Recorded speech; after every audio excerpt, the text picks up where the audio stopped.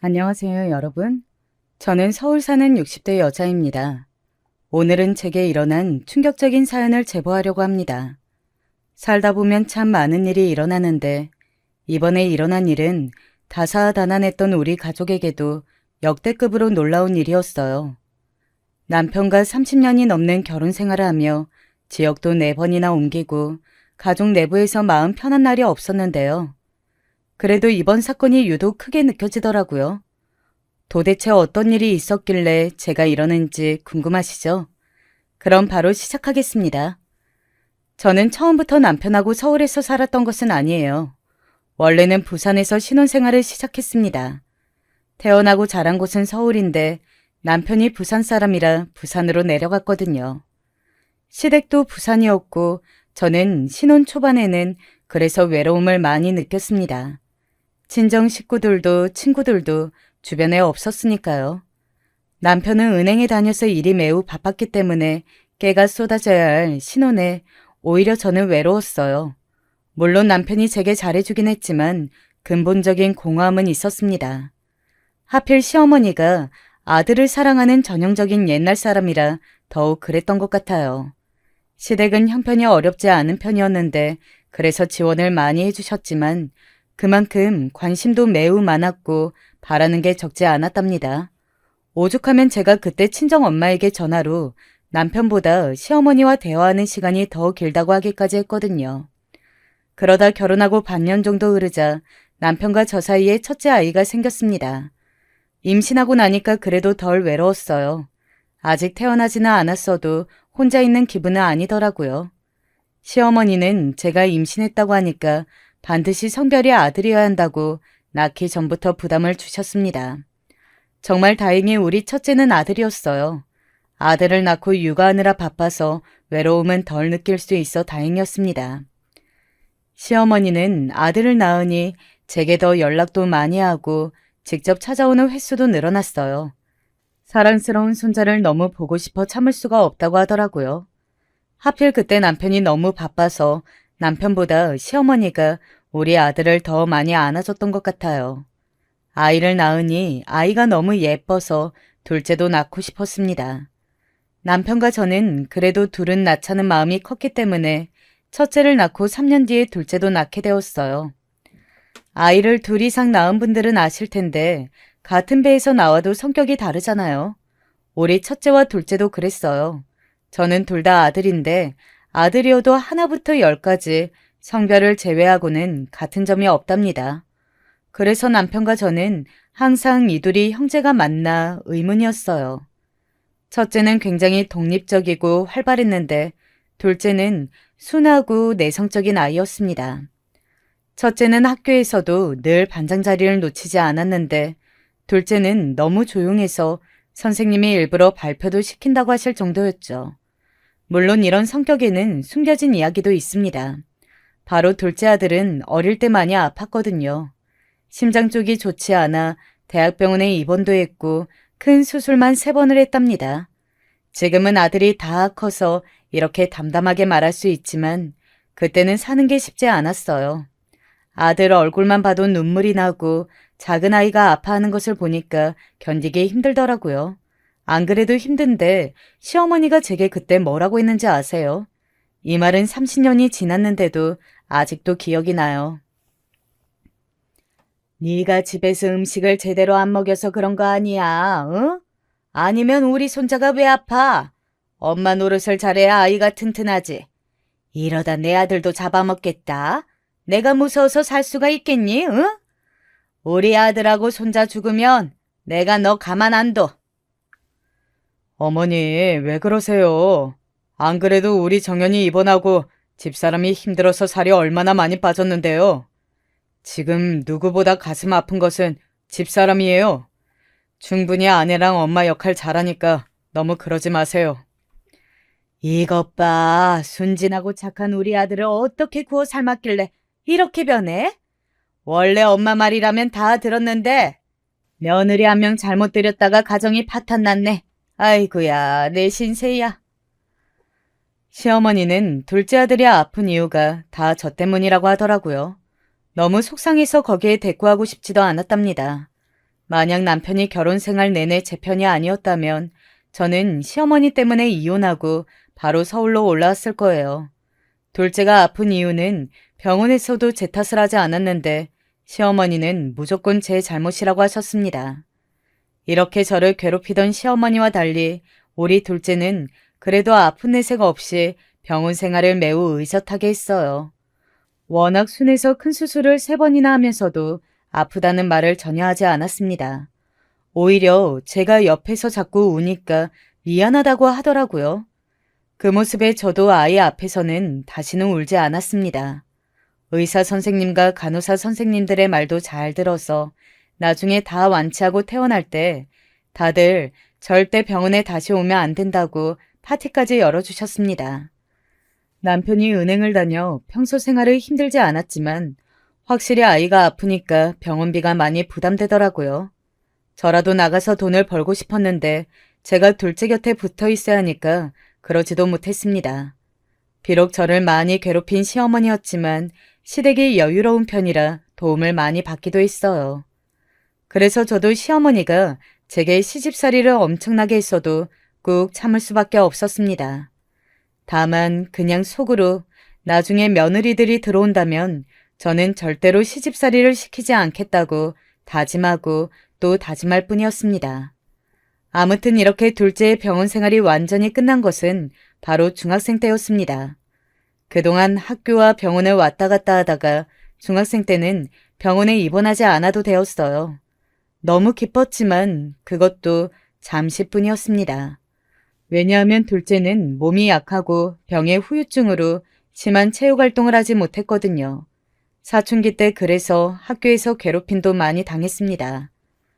첫째는 오히려 제가 누구를 괴롭히지 않을까 걱정했다면 둘째는 너무 많은 괴롭힘을 당해서 문제였어요. 당차고 항상 자신감이 넘치던 첫째와 달리 둘째는 안 그래도 소심하고 내성적인데 아파서 괴롭힘까지 당하니까 더 말수가 적어졌거든요. 학교에서 선생님이 아이가 괴롭힘을 당했다고 전해주어도 아들은 끝내 제게 힘들다고 말을 하지 않았습니다. 그런 모습을 보며 저는 더 가슴이 아팠어요. 남편하고 사이도 나쁘지 않았고 첫째 아들은 똑똑하고 교우관계도 좋아 전교 회장까지 했는데 둘째만 저러니 속상했습니다. 그렇다고 둘째 아들에게 형처럼 행동하라고 할 수도 없었어요. 사람마다 성격은 다르니까 그저 아들이 아프지만 않길 바랐습니다. 다행히 고등학교는 학군이 좋은 곳으로 갔더니 중학생 때보다 노골적으로 괴롭히는 애들은 없더라고요. 명문대에 입학한 첫째가 주말과 방학마다 둘째 공부를 봐줘서 얼마나 고마웠는지 모릅니다. 그렇게 둘째까지 대한민국에서 유명한 대학교에 입학했어요. 공부 욕심이 많은 편은 아니라 남편과 저는 아이들에게 딱히 강요하거나 그랬던 게 없었습니다. 그런데 다행히 둘 다 대학을 잘 가서 기특했어요. 첫째는 사실 아무 걱정이 없었고 둘째가 늘 걱정이었는데 첫째랑 둘째가 학교가 가까웠어요. 그래서 애들과 더 가까워지는 것도 좋고 저도 아이들이 다 크니까 친정이 그립더라고요. 마침 남편 회사에서 서울 발령이 났길래 기회다 싶어서 남편과 함께 서울로 올라왔습니다. 몇 년이 지나자 첫째는 대학을 우수한 성적으로 졸업하고 변호사가 되었어요. 워낙 어렸을 때부터 똑똑하고 제 속을 썩여본 적 없는 첫째라 그저 고마웠습니다. 제게 과분한 아이였어요. 그래서 결혼한다고 첫째 며느리를 데리고 왔을 때는 남편과 저는 별로 듣지도 않고 무조건 알겠다고 했어요. 역시나 똑똑한 첫째가 결혼한다고 데리고 왔던 며느리는 약사에다 똑똑한 여자였습니다. 너무 똑똑하고 할 말을 다 하는 사람이라 약간 의견 다툼이 있기도 했어요. 저는 시어머니에게 시집살이를 심하게 당해서 절대 며느리들에게 시집살이를 시키지 않을 거라고 했잖아요.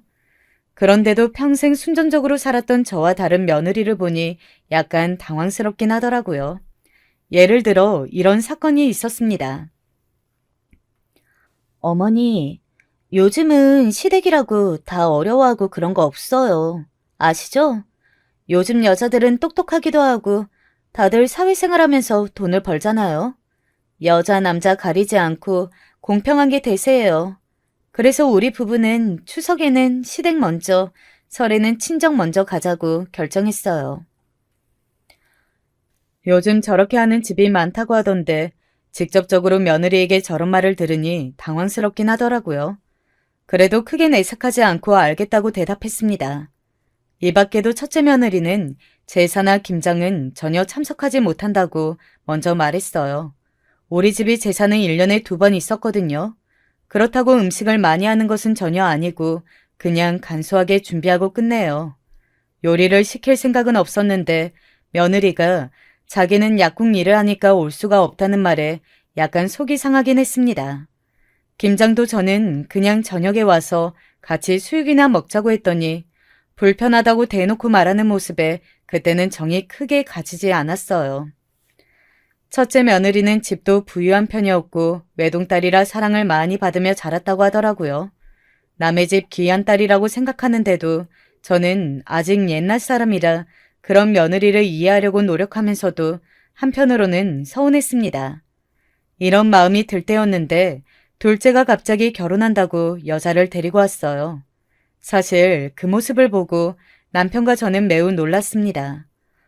우리는 둘째가 대학을 졸업하고 취직하기까지도 몇 년이 걸려서 과연 결혼을 할 수 있을까 걱정이었거든요. 혹시라도 결혼할 여자가 없으면 그냥 혼자 살라고 하려고 했습니다. 그런데 취업하고 얼마 지나지 않아 바로 결혼하겠다고 하니까 너무 놀랐어요. 남편과 이게 무슨 일인가 싶었죠. 그리고 둘째 아들이 데려온 여자를 보고 저는 더 놀랐습니다. 내심 속으로 둘째 성격이 워낙 내성적이고 말이 없는 것을 아니까 여자를 잘못 만나면 어떡하나 걱정했거든요. 첫째 며느리처럼 당당하고 매사에 자기 주관이 강한 여자를 만나면 둘째 성격상 집에선 눈치 보고 살 것이 분명했어요. 그런데 다행히 둘째 며느리는 굉장히 싹싹했습니다. 우리 집에 처음 인사 올 때부터 달랐어요. 우와, 어머님, 혹시 이거 다 직접 준비하신 거예요? 제가 갈비찜을 좋아하는 것을 어떻게 아셨어요? 세상에, 다 식당에서 파는 것처럼 생겼어요. 우리 어머니 너무 솜씨가 좋으세요. 저 앞으로 자주 놀러와서 밥 먹고 가도 될까요? 정연 씨가 바쁘면 저 혼자 와서 먹을게요. 입맛에 맞다고 하니까 다행이다. 우리 둘째가 어릴 때부터 내 요리는 아파도 꼭 먹었거든. 그때 내 솜씨가 많이 늘었어. 혹시라도 반찬이 필요하면 언제든지 말하렴. 알겠지? 둘째 며느리는 어찌나 싹싹하고 예쁜 말을 했던지 모릅니다. 인상도 순하고 착해 보였는데 둘째 아들과 같이 있는 걸 보니까 우리 둘째를 하나부터 10까지 옆에서 다 챙겨주더라고요. 사실 둘째 며느리는 첫째 며느리와 너무 달랐습니다. 부유한 가정에서 외동딸로 태어난 첫째 며느리와 달리 둘째 며느리는 가난한 집안에서 태어나서 결혼할 때 돈도 못 들고 왔습니다. 그리고 학력도 전문대를 졸업하고 작은 사무실에서 격리로 일하고 있었어요. 게다가 결혼하면 일을 그만두고 집에 있겠다고 하더라고요. 며느리를 보기 전까지는 그래도 남편과 저는 내심 걱정하기도 했습니다. 우리 아들과 조건이 차이가 나니까 그냥 부모 마음에 조금 더 나은 여자가 있지 않을까 했던 거죠. 그런데 막상 둘째 며느리를 보니까 그런 마음이 다 사라졌어요. 조건이 부족하고 돈이 없어도 그건 문제가 되지 않았습니다. 마치 딸처럼 제게 친근하게 하는 모습을 보고 이래서 딸이 좋다는 거구나 깨닫게 되었어요. 부족한 돈은 우리가 도와주기로 했고 그렇게 둘째까지 결혼을 다 성사시켰습니다. 결혼하고 나니까 첫째 며느리와 둘째 며느리가 더 비교되기 시작했어요. 둘째 며느리가 결혼하고 바로 얼마 지나지 않아 제 생일이 있었는데요. 그때 며느리가 먼저 나서서 본인이 생일상을 차려주고 싶다고 하는 거예요. 저는 괜히 민망하기도 하고 며느리가 힘들게 싫어서 됐다고 했더니 굳이 본인 집으로 초대해서 식사를 차려주었습니다. 어머니, 제가 요리를 많이 해본 적이 없어서 아직 많이 부족해요. 그래도 어머니가 해주신 것들을 혼자 기억해서 최대한 따라해봤어요. 흉내 낸다고 했는데 부족한 거 보니까 어머님 댁에 가서 많이 배워야겠어요. 어머, 아가, 너무 맛있는데? 어디 가서 배운 거 아니니? 세상에, 우리 둘째 아들은 내가 집밥 걱정이 없겠다. 이렇게 훌륭한 밥을 먹고 사는 거야? 내가 오히려 너무 부럽다. 둘째 며느리는 요리도 잘하고 집안을 살짝 봤더니 청소도 매우 잘하더라고요. 첫째 며느리는 바쁘다고 제 생일상은 당연히 차려주지 않았고 집에 갈 때도 보면 집안 꼴이 말이 아니었습니다. 물론 그걸 보고 뭐라 할 생각도 없었고 바쁜 게 맞으니까 안타까운 마음도 있었어요. 그런데 둘째 며느리를 보니까 제 마음이 너무 흠촉했어요. 집에서 내조하는 모습이 참 마음에 들었거든요. 이 밖에도 둘째 며느리는 어찌나 제게 싹싹하게 대했는지 모릅니다. 김장할 때도 제가 저녁에 와서 수육을 먹고 가라고 했더니 아침부터 와서 저랑 같이 김장하더라고요. 저도 남의 집 딸에게 김장을 시키기는 마냥 마음이 좋지 않아서 힘든 것은 시키지도 않았습니다. 그런데 옆에서 제가 힘들까봐 어떻게든 도와주려고 하고 지루하지 않게 라디오처럼 말하는 모습이 얼마나 예뻤는지 몰라요. 그래서 저는 동창이나 우리 친정에 가서도 둘째 며느리를 자랑하느라 시간이 가는 줄을 몰랐습니다. 그런 저를 보고 친한 친구는 아들이 결혼하더니 딸이 생겼다고 좋아 보인다고 했죠. 요즘 며느리 같지 않은 친구라고 제 친구들도 입이 닳도록 칭찬했습니다. 저도 그래서 그런 며느리가 너무 고마워서 상대적으로 여유로운 제가 며느리에게 많이 도와주었어요. 첫째네 부부는 둘 다 고소득 직업이라 돈 걱정이 전혀 없었거든요. 반면에 둘째네는 둘째 아들이 대기업에 다녀서 돈을 많이 벌기는 했지만 외벌이라 조금씩 부족했습니다. 그걸 아니까 예쁜 며느리를 보고 저절로 지갑이 열리게 되더라고요. 우리 남편도 둘째 며느리를 보고 흐뭇한 미소를 짓는 것을 보고 마음이 풍족했습니다. 사실 며느리들끼리 너무 성향이 다르니까 부딪혔던 경험이 있어요. 그때는 남편이 환갑이라 기념으로 가족들이 다 같이 제주도에 갔었을 때였습니다. 바쁜 첫째 아들 부부도 시간을 어렵게 내서 참석했어요. 그걸 저도 아니까 웬만하면 가서 즐거운 경험만 가득하길 바랐습니다. 그런데 정확히 제주도에 도착한 첫째 날에 문제가 발생했어요. 숙소에 도착해서 다들 쉬자고 했는데 갑자기 둘째네 부부가 우리 방으로 오더니 남편 환갑 기념 케이크를 주더라고요. 전혀 예상하지 못했던 거라 너무 얼떨떨하면서도 좋았습니다. 남편도 감정 표현이 큰 편이 아니라 케이크를 보고 너무 좋아하더라고요. 그 케이크는 며느리가 따로 주문 제작한 케이크였는지 남편 이름이 떡하니 있는 꽃 케이크였어요. 저랑 남편은 옛날 사람이라 이런 게 있는 줄도 몰랐거든요. 그런데 이런 케이크를 보고 저는 감동해서 눈물까지 조금 났습니다. 이걸 서울에서 우리 몰래 제주도까지 들고 오느라 영화 찍는 줄 알았다고 웃는 며느리를 보고 어디 이런 복덩이가 왔는지 모르겠더라고요. 이때까지는 그래서 너무 행복했습니다. 그런데 잠시 후에 첫째 부부가 소식을 못 들었다는 황당한 얼굴로 우리 방에 왔어요. 첫째 며느리는 당황한 모습으로 있더니 표정을 숨기지 못했습니다. 다들 행복하게 웃는데 첫째 며느리는 화가 난 모습이길래 제가 무슨 일이 있냐고 물었어요. 그냥 조금 당황스러워요. 어머님이랑 아버님께 그런 것은 절대 아니고요. 동서, 분명히 내가 뭐 준비할까 물어봤을 때는 아무것도 하지 말자며 용돈이나 드리자길래 나는 봉투를 준비했어. 그런데 이렇게 갑자기 주문 제작 케이크를 들고 오면 어떡해? 네? 저도 봉투는 준비했어요. 그런데 형님하고 저랑 준비한 봉투 금액도 차이가 날 것 같았고, 무엇보다 그래도 생신이신데 케이크가 없으면 안 되잖아요. 좋은 마음으로 준비한 건데 혹시 형님이 마음 상하셨다면 죄송해요. 그럴 의도는 없었어요. 그냥 다들 즐겼으면 좋겠어서. 아니, 그렇다고 이렇게 울면 내가 너무 나쁜 사람이 되잖아. 누가 보면 내가 동서를 일부러 괴롭힌 것처럼 보이잖아. 그냥 미리 말했으면 나도 선물을 준비했을 텐데 너무 아무것도 없으니까 민망해서 그랬어. 둘째 며느리는 첫째 며느리가 불만을 토로하자 엉엉 울기 시작했어요. 순식간에 좋았던 파티 분위기는 축 가라앉게 되었습니다. 저도 좋은 날에 이렇게 분위기가 안 좋아지니까 마음이 불편했어요.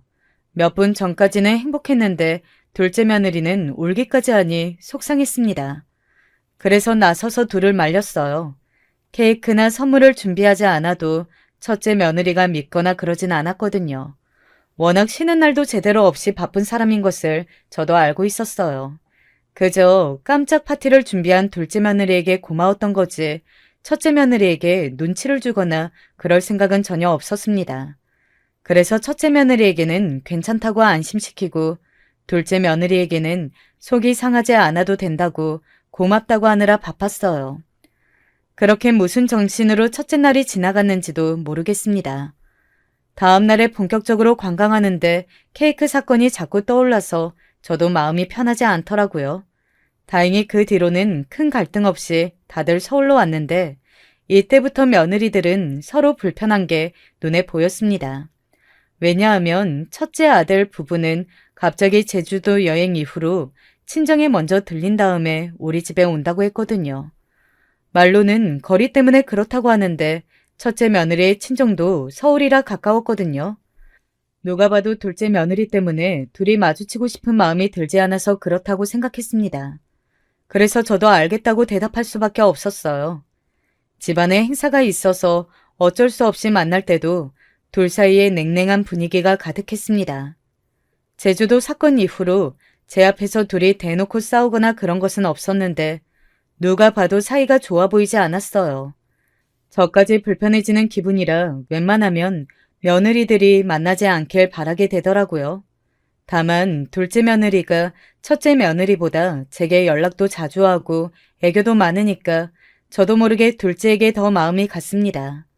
그러면 안 된다고 생각하는데도 아무래도 더 많이 보고 얘기하는 사이라 더 잘해주게 되었어요. 또 며느리들이 공교롭게도 같은 시기에 임신해서 출산도 한 달 차이로 하게 되었거든요.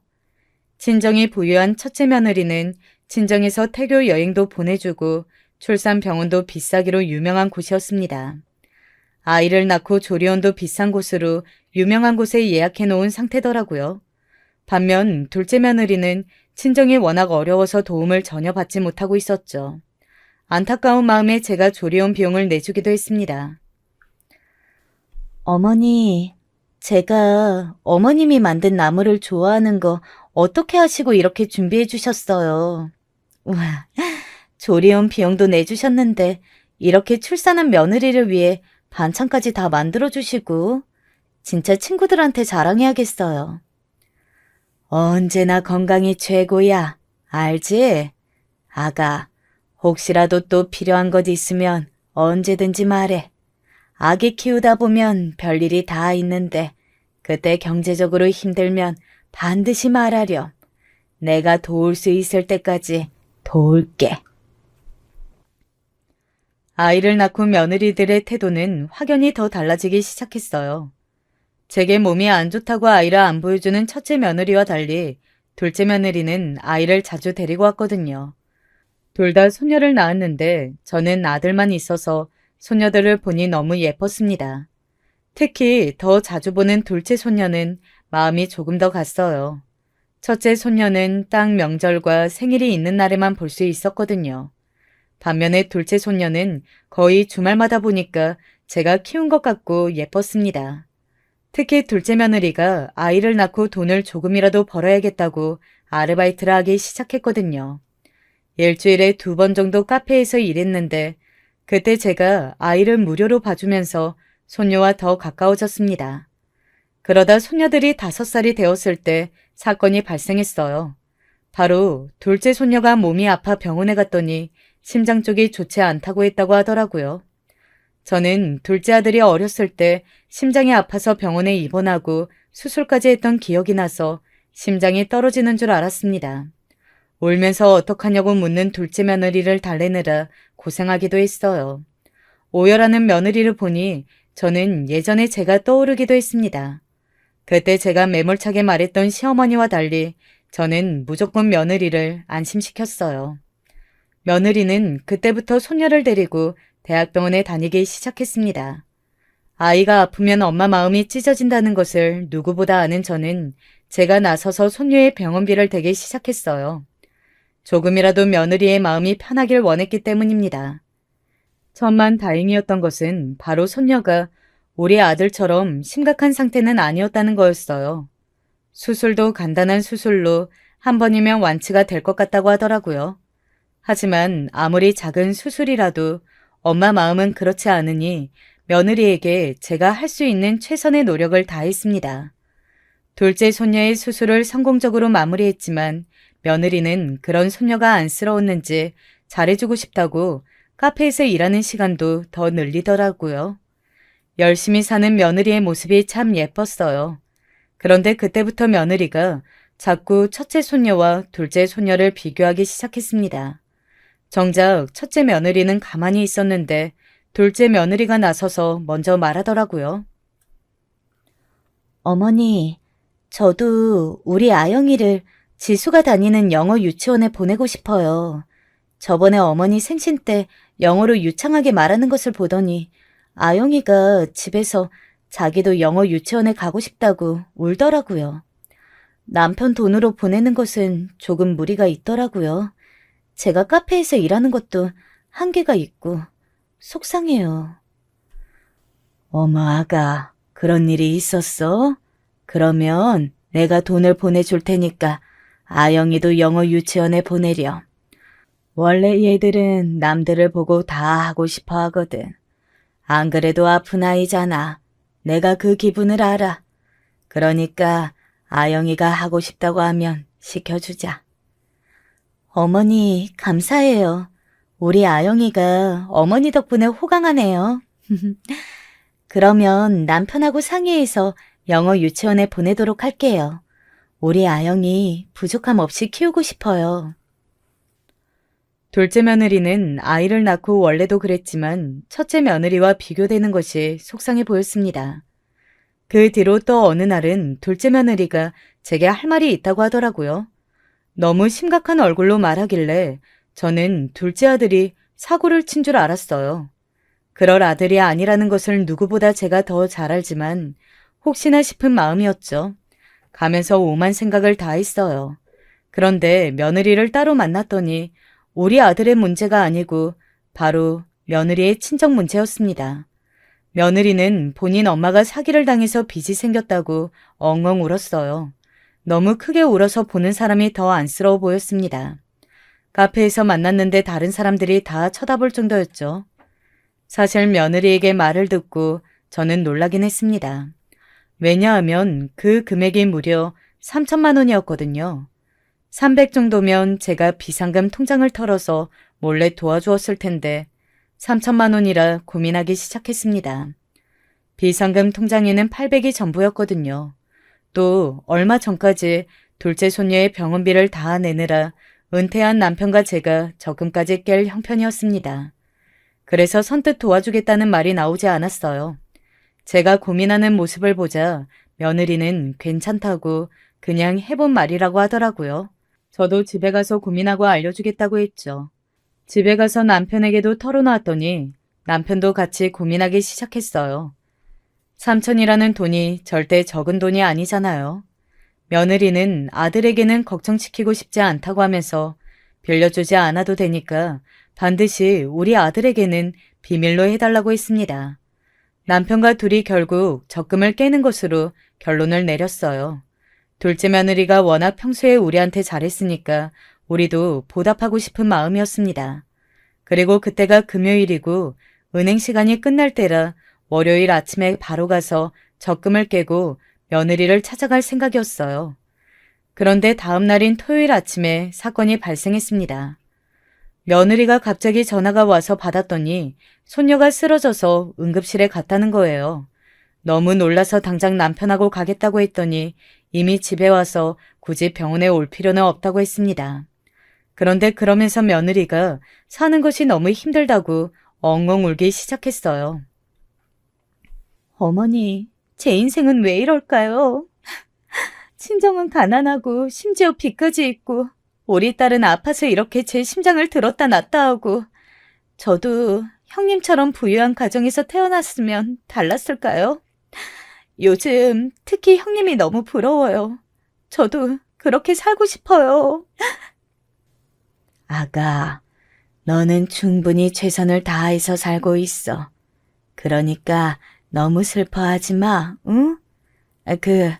마침 어제 남편이랑 내가 얘기했는데 친정엄마 돈을 우리가 갚아줄게. 이건 대신 아무에게도 말하면 안 돼. 알겠니? 어머, 어머니, 정말이요? 세상에, 아까까지는 살기도 싫었는데 어머님 덕분에 행복해졌어요. 저는 어머님이 없었다면 어떻게 살았을지 상상도 되지 않아요. 제가 친정복은 없어도 시댁복은 있나 봐요. 제가 돈을 주겠다고 하자 둘째 며느리는 너무 좋아했어요. 그 모습을 보고 저도 뿌듯한 마음이 들었습니다. 월요일이 되고 바로 며느리에게 송금하자 며느리는 고맙다고 전화가 왔어요. 그 모습을 보며 저는 그저 소녀가 건강하고 며느리가 행복하길 바랐습니다. 이 뒤로도 며느리는 제게 돈을 요구하기 시작했어요. 매번 둘째 아들에게는 비밀로 해달라고 하면서 친정에서 문제가 생겼다고 했죠. 그 모습을 보며 거절하는 것도 힘들었어요. 물론 나중에는 그렇게 며느리에게 몰래 주었던 돈이 1억이 넘어가자 우리 부부도 힘들어서 거절하게 되었습니다. 며느리의 연락이 원래 되게 반갑고 그랬다면 나중에는 핸드폰에 뜨는 며느리의 번호를 보면 한숨이 먼저 나오기 시작했어요. 며느리는 어느 순간부터 제게 연락하면 돈을 달라고 하거나 혹은 손녀가 아프다는 말이 전부였거든요. 손녀가 자주 응급실이나 병원에 간다고 며느리가 말했습니다. 어렸을 때 둘째 아들이 완치하고 집에 왔어도 병원에 자주 갔었거든요. 또 학교에 가서도 괴롭힘을 많이 당했다고 했잖아요. 그래서 저는 손녀가 적어도 학교에서 괴롭힘을 당하지는 않았으면 하더라고요. 그런 안타까운 마음에 며느리에게 그동안 돈을 줬는데 며느리의 돈 요구가 많아지니까 불편하긴 했습니다. 그러다 둘째 아들이 해외로 2년 동안 장기 출장을 가게 되었어요. 이 출장을 다녀오면 승진이 예정되어 있었기 때문에 반드시 가겠다고 하더라고요. 저는 당연히 며느리와 손녀도 같이 가는 줄 알았는데 며느리에게 물어보니 며느리는 손녀와 둘이 한국에 남겠다고 했습니다.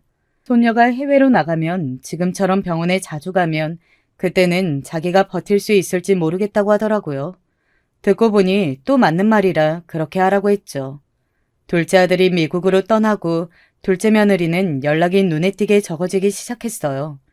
가끔 연락되어 받으면 돈을 달라는 것이 전부가 되었습니다. 씁쓸하기도 하고 슬프기도 했지만 내색하지 않았어요. 다만 둘째 손녀가 너무 보고 싶더라고요. 첫째 손녀도 당연히 예뻤지만 둘째 손녀는 제가 어릴 때 많이 봐줬던 경험이 있어서 더 애정이 컸어요. 그리고 아무래도 아픈 아이라서 마음이 더 가는 것도 있었습니다. 첫째 손녀는 며느리의 친정이 워낙 잘나서 거기서도 예쁨을 많이 받았거든요. 반면 둘째 손녀는 며느리의 친정에 빚이 많고 매번 문제가 발생해서 사랑을 많이 못 받는 것처럼 보였습니다. 그래서 저는 둘째 손녀가 보고 싶어서 며느리에게 제가 먼저 연락했어요. 사실 저는 며느리들에게 먼저 연락하는 편이 절대 아니에요. 며느리들이 불편할 수도 있고 저도 성격상 먼저 다가가는 편은 아니거든요. 그동안은 둘째 며느리가 제게 이런 연락을 먼저 하지 않아도 될 정도로 연락이 많았는데 이제는 그런 안부 연락이 뜸해져서 결국 제가 하게 되었습니다. 그런데 며느리는 제가 연락해서 집에 간다고 하자 은근히 자꾸 핑계를 만드는 느낌이 들었어요. 아가, 잘 지내니? 아들이 미국에 가고 너랑 아영이가 잘 지내는지 걱정되어서 연락했어. 우리 아영이를 못 본 지도 꽤 오래되었더라고. 그래서 바쁜 너랑 아영이 대신에 내가 집에 가볼까 하는데 혹시 언제쯤 시간이 괜찮니? 아, 어머님, 제가 이번 주는 시간이 별로 없어서요. 다음 주에도 아영이 학교 친구들 엄마하고 모임이 있어요. 제가 보고 시간이 생기면 연락드려도 될까요? 저도 어머님 너무 보고 싶어요. 처음에는 바쁘다는 말에 방해하기 싫어 알겠다고 했습니다. 그런데 시간이 흐르면서 점점 계속 약속이 있다는 말에 솔직히 서운한 마음이 들었어요. 저도 사람이니까 그동안 제가 해준 것이 하도 많으니 섭섭하더라고요. 하지만 절대 티를 내지는 않았습니다. 이런 와중에도 며느리는 손녀가 응급실에 가면 매번 전화로 울면서 힘들다고 말했어요. 그럴 때마다 조금이라도 병원비에 보태라고 돈을 보내주었습니다. 남편도 없이 혼자 아이를 키우는 것이 얼마나 힘들까 생각하니 하나도 아깝지 않더라고요. 돈을 보내주긴 했지만 손녀의 얼굴을 볼 수가 없으니 더 답답했습니다. 그러다 이상한 점이 있었어요. 미국에 간 아들과 연락하는데 아들이 며느리와 연락이 잘 되지 않는다고 하더라고요. 분명히 병원비 때문에 저는 어제까지 연락했는데 아들은 며칠째 연락이 안 된다고 무슨 일이 있냐고 물었습니다. 순간 임기응변으로 아무 일도 없고 오히려 잘 지내니까 걱정하지 말라고 했어요. 그리고 며느리와 연락됐을 때 아들 얘기를 꺼냈습니다. 그랬더니 며느리는 아무렇지 않게 손녀가 병원에 입원하느라 그걸 우리 아들이 알면 가슴 아파할까봐 일부러 말하지 않았다고 하더라고요. 그러면서 본인이 연락할 테니 저한테 걱정하지 말라고 했어요. 저는 그 말을 믿었습니다. 이 뒤로도 며느리는 돈이 필요할 때가 아니라면 연락하지 않았습니다. 섭섭하고 서운했지만 아이까지 아픈데 제가 뭐라 하면 심신이 괴로울까봐 일부러 넘겼어요. 그러다 사건이 하나 발생하게 되었습니다.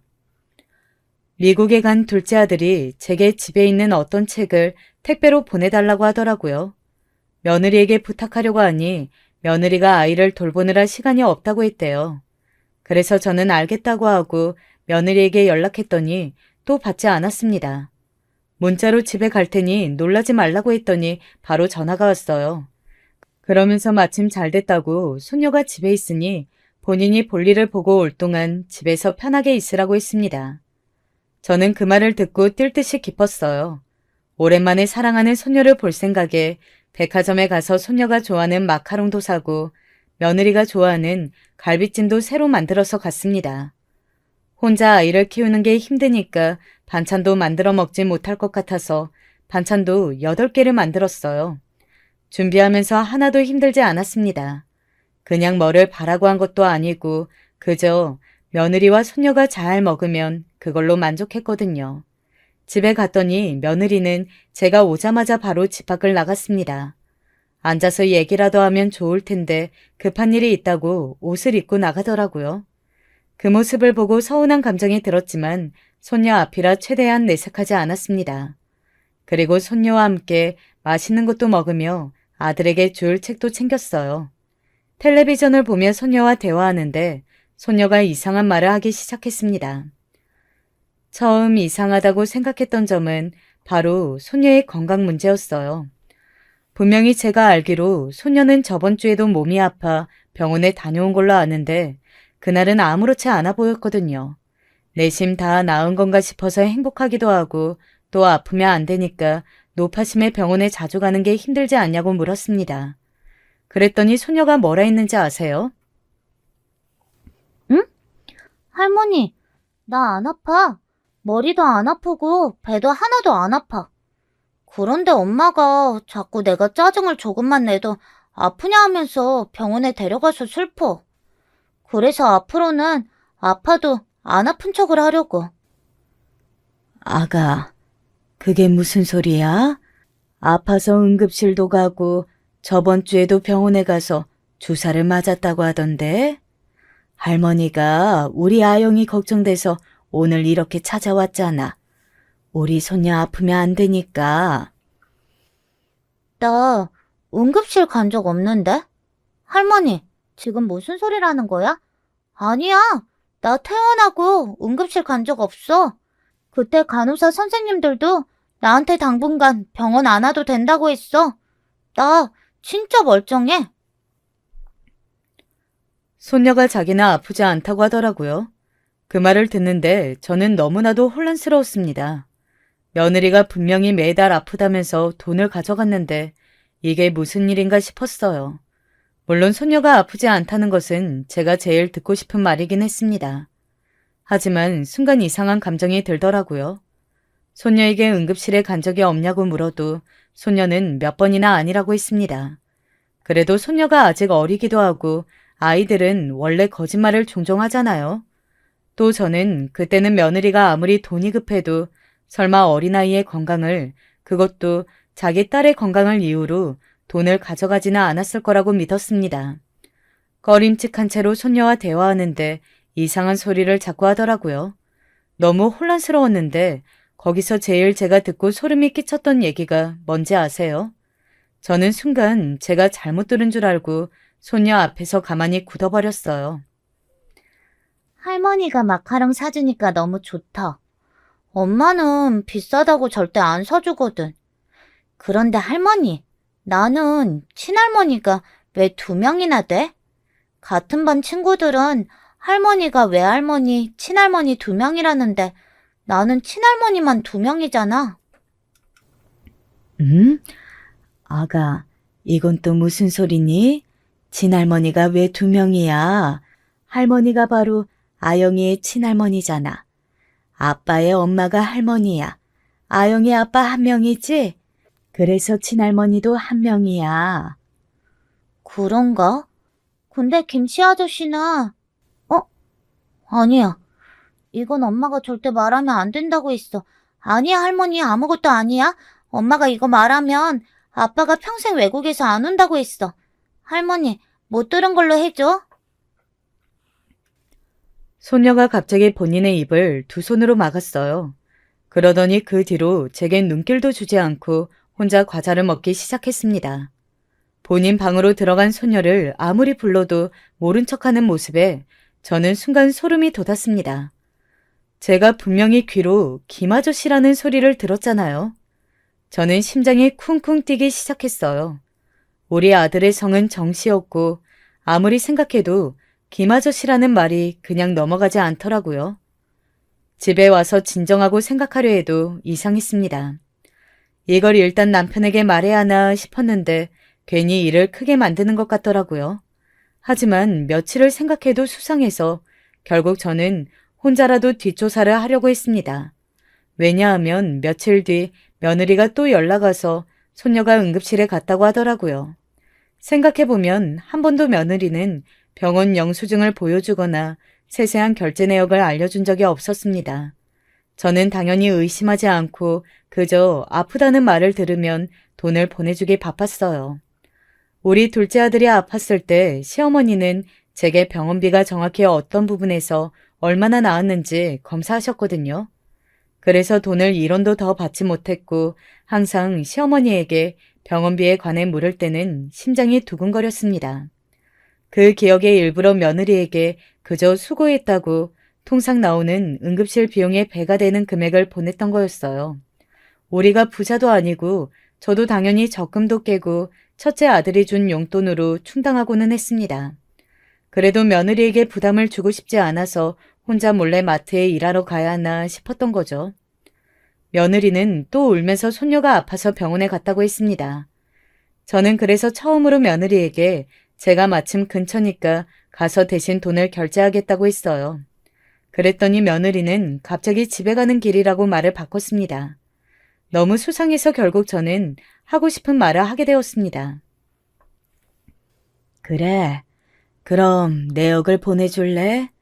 이번에 우리가 생활비가 조금 많이 들어서 오늘은 딱 그 금액을 보내줄게. 아가, 바로 보내줄 테니 얼마 나왔는지 바로 알려주렴. 어머니, 지금 설마 제가 이런 걸로 거짓말한다고 의심하는 것은 아니죠? 저 진짜 지금 너무 서운하고 섭섭해요. 아이가 아픈 것도 마음이 힘든데 어머니까지 내역을 보내달라고요? 제가 지금 무슨 회사에 영수증 제출하나요? 됐어요. 그냥 제가 낼게요. 아가, 왜 흥분하고 그러니? 아니, 내가 안 주겠다고 그러는 게 아니잖아. 줄 건데 그 금액에 맞춰서 주겠다는 거야. 아가, 끄는 거니? 며느리는 제가 내역을 보내달라고 하니 목소리가 싹 바뀌었습니다. 그러더니 제게 혼자 화를 내고 일방적으로 전화를 끊더라고요. 저는 순간 소름이 돋았고 손녀의 이상한 말들이 더 떠오르기 시작했습니다. 당장 남편에게 그때 있었던 일을 얘기하자 남편도 저처럼 매우 충격을 받았어요. 둘째 며느리가 평소에 우리에게 못했으면 모르겠지만 아이가 아프기 전에는 우리에게 진짜 잘했거든요. 제가 오죽하면 주변에 너무 자랑해서 친한 지인들이 며느리 없으면 어떻게 살 거냐고 했을 정도였습니다. 남편과 저는 고심 끝에 첫째 아들을 불렀어요. 아들은 조용히 우리 얘기를 듣더니 한숨을 크게 쉬었습니다. 그러더니 우리에게 어렵게 말을 꺼냈어요. 첫째는 직업이 변호사라고 했잖아요. 아들은 우리에게 둘째 며느리의 수법이 전형적인 꽃뱀이라고 했습니다. 그러면서 분명히 외도가 확실하다고 소리내어 얘기했어요. 그 말을 듣는데 저는 눈물을 멈출 수가 없었습니다. 그동안 제가 며느리에게 준 돈이 억이 넘어가거든요. 그걸 얘기하자 왜 그 큰 돈을 줬냐고 하는 말에 할 말이 없었습니다.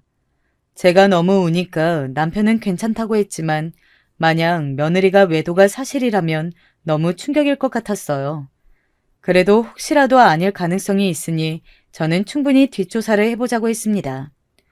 첫째 아들은 본인을 믿으라고 해서 조용히 기다렸어요. 그 며칠이 저한테는 마치 몇백 년의 시간이 흐르는 것 같았습니다. 밥을 먹지도 못하고 새벽에도 몇 번이나 깼는지 몰라요.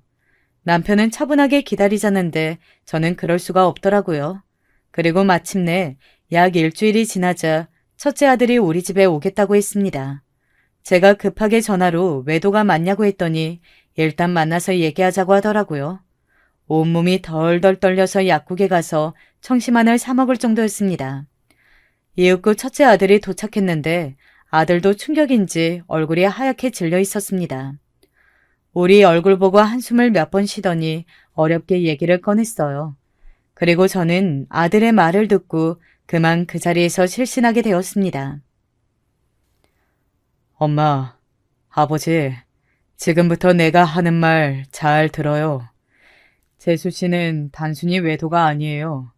이 사람 진짜 무서운 사람이야. 지금 두 집 살림을 하고 있어요. 그 사람하고도 아이가 있어요. 그것도 2살. 더 무서운 게 뭔지 알아요? 두 집 살림을 제외하고 내연남이 또 있어요. 얘 진짜 뭐하는 년이야? 아들은 이런 경우는 처음이라며 분노하기 시작했어요. 못 믿는 제게 사진과 영상을 몇 개 보여주었는데 손이 덜덜 떨렸습니다. 그리고 저는 며느리가 어떤 2살짜리 아이와 함께 공원을 걸으며 모르는 남자와 웃는 모습을 보고 그 자리에서 기절하게 되었어요. 눈을 뜨니 저는 병원에 있더라고요. 일어나자마자 당장 우리 손녀를 데려와야 한다고 소리를 질렀습니다. 남편은 그런 제게 이미 손녀가 우리 집에 있다고 하더라고요. 그리고 제가 쓰러진 사이 일어난 일을 말해주었습니다. 이미 증거는 다 확보된 상황이었어요. 그래서 며느리를 불러 말하기 전에 며느리가 또 다른 아내 역할을 하는 그 집에 가서 물어봤대요. 그랬더니 충격적인 점이 있었답니다. 바로 그 집에서도 며느리가 다른 가정이 있다는 사실을 몰랐다고 하더라고요. 도대체 이게 어떻게 가능한 건지 아세요? 바로 며느리는 친정 핑계를 대고 있었던 거예요. 친정 엄마가 아프다고 병원에 가서 돌봐야 한다고 하면서 우리 아들의 집에서 손녀와 자거나 반대로 손녀를 친정 엄마에게 맡기고 그 집에서 잤다고 합니다. 그리고 그 집에는 직업까지 속였더라고요. 간호사라서 야간 근무가 많다고 거짓말을 했대요. 그 집 남편하고는 혼인신고를 올리지 않고 사는 상태였다고 합니다. 더 충격적인 것은 내연남이었어요. 웃겼던 점은 내연남은 이미 이 사실을 알고 있었다고 하더라고요. 알고도 그 미친 여자를 만났다고 솔직하게 털어놓았다고 합니다. 결국 둘째 며느리는 우리 집에서도 상대 집에서도 소송이 걸렸어요. 제 돈을 가져간 것처럼 그 집에서도 돈을 참 많이 가져갔더라고요.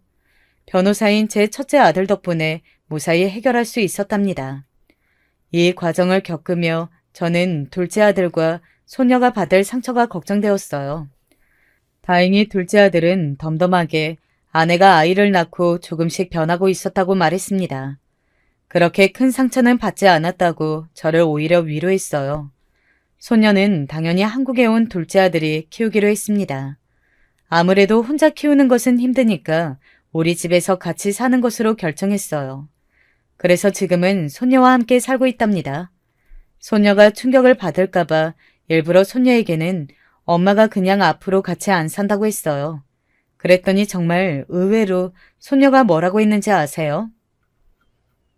나는 괜찮아. 엄마가 나 밤에 외할머니 집에 데려가면 너무 슬펐어. 외할머니는 항상 나보고 뭐라 했거든. 엄마도 나보고 맨날 아프다고 거짓말하라고 해서 속상했어. 아영이는 이제 안 아프단 말이야. 소녀는 알고 봤더니 아픈 것도 없었어요.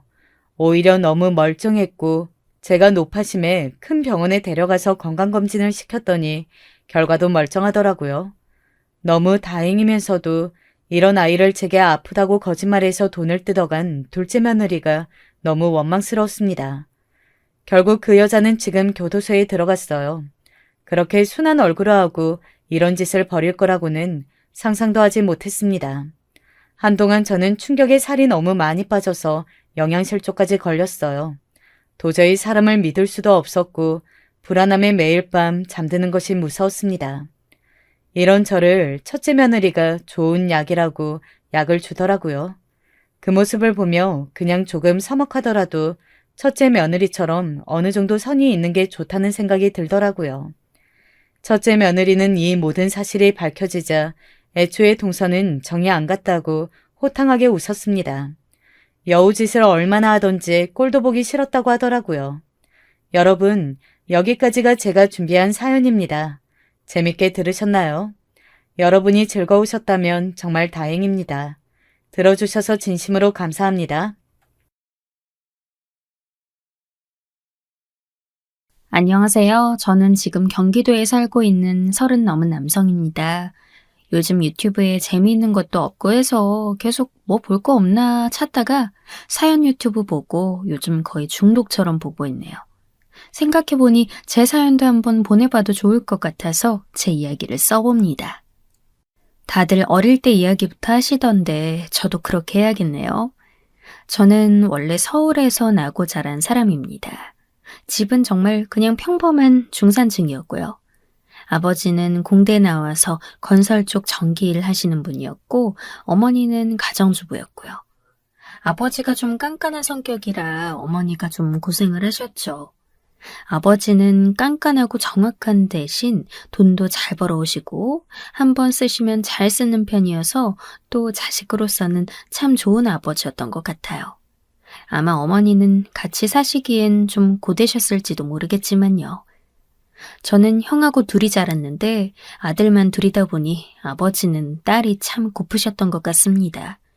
친구분들한테 따님들이 애교 부리거나 다정하게 대하는 걸 보고 오는 날이면 아버지가 저희를 보면서 한숨을 쉬기도 하셨어요. 에휴, 아들놈들 길러봐야 사고만 치지. 뭐가 좋은 게 있냐? 아버지, 저희는 사고는 안 치는데. 그래, 내 동생도 원래 얌전했다. 술 처마시고서 음주운전하기 전까진 말이야. 저희는 그 말이 나오면 얼른 입을 꿀먹은 벙어리처럼 닫아버리곤 했습니다. 아버지가 항상 제일 화내고 원통해 하시는 게 아버지의 동생, 그러니까 작은아버지 이야기였으니까요. 작은아버지는 원래 명문대를 나와 잘 나가는 대기업에 취직해서 앞날이 촉망되는 젊은이였는데 술을 너무 많이 드셨다고 하더라고요. 대학 때부터 술을 너무 많이 드셔서 가족들이 걱정을 하긴 했는데 당시에는 주량 센 게 자랑의 시대였기 때문에 그것도 뭔가 남자답다는 증거로 받아들여지기도 했답니다. 그런데 직장 들어가서 상사들이나 동료들과 술을 마시면서 다니다 보니 거의 알코올 중독에 가까울 정도로 술을 드시게 되었고 나중에는 직장 업무에까지 상당한 영향을 줄 정도였다고 하더라고요. 그러던 중 음주운전을 해서 사고를 내셨고 다행히 사람은 안 다쳤는데 피해 보상을 어마어마하게 해야 하는 외제차와 사고가 나는 바람에 폐가 망신해버린 분이었습니다. 아버지는 앞날이 창창하던 동생이 스스로 그런 구렁텅이로 빠진 걸 보고 사셔서 저희한테도 술은 절대 많이 마시지 말고 만약 술 마시고 운전할 일이 생기면 철저하게 대리운전 기사를 부르라고 하셨죠. 아버지는 워낙 깐깐한 분이셨기에 고등학교 때까지는 사실 저희 형제가 둘 다 술을 전혀 입에도 못 댔습니다. 형도 저도 덩치가 크고 체격이 좋은 편이지만 아버지의 카리스마에는 전혀 반항을 할 수 없을 정도였으니까요. 저희 둘 다 대학을 합격하고 나서 입학식 후에야 아버지에게 술 한 잔 받으면서 음주 생활을 시작할 수 있었죠. 중고등학교 때 저나 형이나 둘 다 공부를 상당히 잘해서 서울 안에 있는 명문대에 다녔습니다. 사실 아버지 당신께서 애초에 명문대 공과대학 출신이라 자식들이 공부 잘하는 걸 그리 특별하게 여기진 않으셨어요. 시험 성적도 크게 신경을 안 쓰셨고 잘 받아오면 그래 잘했구나. 잘 안 나왔을 때는 다음엔 더 신경 써라 정도가 다였죠. 행실은 바르게 해야 했지만 공부는 저희 스스로 하는 시기였어요. 어머니는 다정하고 온화한 분이셔서 저희 형제를 항상 잘 다독여 주셨어요. 어쩌다 친구하고 싸우거나 잘못된 말을 해서 아버지에게 눈물이 쏙 빠지도록 혼이 나고 나면 어머니가 작은 방으로 데려가 다독이면서 등을 두드려 주시곤 했죠. 그때 어머니가 주시던 따뜻한 꿀물이 지금도 기억납니다. 항상 단 걸 먹으면 좀 기운이 난다며 꿀을 듬뿍 따뜻한 물에 타서 주시곤 하셨어요. 저와 2살 차이인 형은 법대에 갔고 저는 아버지의 뒤를 이어 공과대학에 갔습니다. 아버지가 건설과 전기 쪽으로 인맥이 많으셔서 저 역시 그 뒤를 따라가면 아무래도 도움을 많이 받을 수 있을 것 같다는 생각도 있었어요. 아버지 역시 당신 분야를 아들과 같이 한다고 생각하니 내색은 안 했지만 기쁜 기색이었고요. 이 분야가 힘들긴 해도 앞으로는 나름 전망이 있다. 어차피 인간이 존재하는 한 건축물은 계속 발전하고 그 안에 전기 설계는 점점 더 중요해지니까. 네, 아버지. 열심히 하겠습니다. 그러렴. 대학 가서도 나쁜 거 배우지 말고 행실 단정히 해라. 아버지가 워낙 엄격하신 분이라 저희는 사실 고등학교 때도 여자친구 한 번 사귀어 보지 못했어요. 아버지는 학생은 학생답게 생활해야 한다고 믿는 분이기 때문이었는데요. 형도 대학에 들어가서야 간신히 여자친구를 사귀기 시작했습니다. 사실 공대에는 여하고는 별로 없긴 했어요. 명문대 공대이기 때문에 여기저기서 미팅이나 소개팅 제의가 오기도 했는데 체크무늬 셔츠만 입는 패션 테러리스트, 공대 남학생들이 잔뜩 미팅에 나오는 걸 좋아하는 여학생들은 많이 없었죠. 공부를 잘하는 이과생이라면 차라리 의대생을 선호했고 그렇지 않으면 같은 학교 세련된 경영대생이나 아는 거 많은 인문대생을 좋아했거든요. 하지만 집신도 짝이 있다고 저도 여자친구를 사귀게 되었습니다. 여자친구는 뭣도 모른 채 공대 수학 수업을 청강하러 들어온 경제학과 학생이었는데요. 공대 수학이 어떤 과목인가 궁금하다고 용감하게 청강하던 학생은 아무래도 수업을 못 따라가서 가까이 앉아있던 저한테 도움을 요청했고 저는 그리 어려운 부분이 아니라 이래저래 가르쳐 주었습니다. 죄송해요. 제가 정말 공대 수학은 전혀 모르는데 고딩 때 수학을 잘하던 터라 할 수 있을 줄 알고 들어왔는데 이해를 못하겠네요. 당연해요. 경제학과라고 해도 일단은 문과니까 이과 공대 수학하고는 차이가 있죠. 사실 경제학과 수학하고 공대 수학은 다른 점이 좀 있거든요. 그래서 설명해야 할 것도 많았고 사전적으로 알아야 하는 지식들에 대해서도 이야기를 했습니다. 청강이라 그렇게 신경 쓰지 않아도 될 텐데 그 학우는 정말 열성적으로 공부했어요. 저는 그런 모습이 좋아 열심히 가르쳐주기도 했고요. 얼마 뒤에 놀랍게도 그 여학우는 상당히 수업 과정을 잘 따라오게 되었고 기쁘다면서 저한테 점심밥을 사주기도 했죠. 비싼 패밀리 레스토랑에 가자고 하길래 전 필요 없다고 그냥 학생회관에서 한 끼 사달라고 했어요. 어차피 그쪽이나 저나 학생인데 무슨 돈이 있다고 비싼 식당에 가겠습니까? 저는 덩치가 큰 터라 항상 좀 등을 구부리고 앉아있는 게 버릇이 되어 있거든요. 학생회관에 그 여하구와 나란히 앉아 등을 구부리고 백반을 먹고 있자니 여하구가 눈을 부라리더니 제 등을 퍽 치더라고요. 왜? 같은 나이라서 저희는 그때쯤 말을 놓고 있었죠. 등 좀 펴고 먹어, 이 둔팅아. 나 이게 버릇이라서. 곰탱이. 내가 왜 이 수업 청강을 계속하고 있는데. 왜? 저는 마저 백반을 싹 먹어치우고서 그 친구가 커피까지 사겠다고 해서 자판기 앞으로 갔습니다. 자판기 커피가 사실 제 입맛에는 제일 잘 맞았거든요. 커피까지 탈탈 털어 마시는데 그 친구가 정말 한심하게 저를 보는 눈길이 느껴졌어요. 왜? 너 진짜 모르는구나? 뭘? 내가 왜 수업 계속 청강하는지, 그리고 왜 오늘 밥 사주면서 좋은 레스토랑 가자고 했는지. 수학 좋아하잖아, 너. 나 진짜. 곰탱이 좋아하는 게 이렇게 속 터지는 일이었네. 저는 방금 이상한 말을 들은 것 같아서 눈만 꿈뻑거렸습니다. 그러자 그 친구는 학생회관 자판기 앞, 그 사람 많은 곳에서 아주 큰 소리로 말하더군요. 내가 너 좋아한다고, 이 곰탱이 새끼야. 자꾸 그 멍청한 엇소리만 계속 할 거야? 학관 주변에 선 사람들이 전부 저희를 쳐다보는 게 느껴졌어요. 놀랐다가 점차 사람들이 수군대면서 흥미로운 눈들로 바뀌고 갑자기 응원하는 분위기가 되는 것도 느껴졌죠. 전 멍청하게 있다가 말을 더듬었어요. 너가 나 좋아한다고? 그래. 왜? 그 친구는 진짜 말문이 막힌다는 듯한 얼굴로 절 보더니 그대로 뒤돌아서 확 가버리더라고요. 주변 사람들한테서 작은 탄식이 흘러나오고 저는 어리둥절했지만 그 친구를 놓치면 안 될 것 같아서 급히 쫓아갔습니다. 들으시는 분들은 이미 눈치채셨겠지만 그 친구는 정말 저를 좋아해서 계속 그 수업을 청강하고 있던 거였어요. 처음 청강하러 온 것도 서점에서 절 마주쳤는데 비 오는 날 제가 떨어뜨린 책을 주워줬을 때 반해서였다고요. 저는 기억이 안 나는데 말이죠. 그래서 저희는 사귀기 시작했고 항상 여자친구가 주도적인 관계였습니다.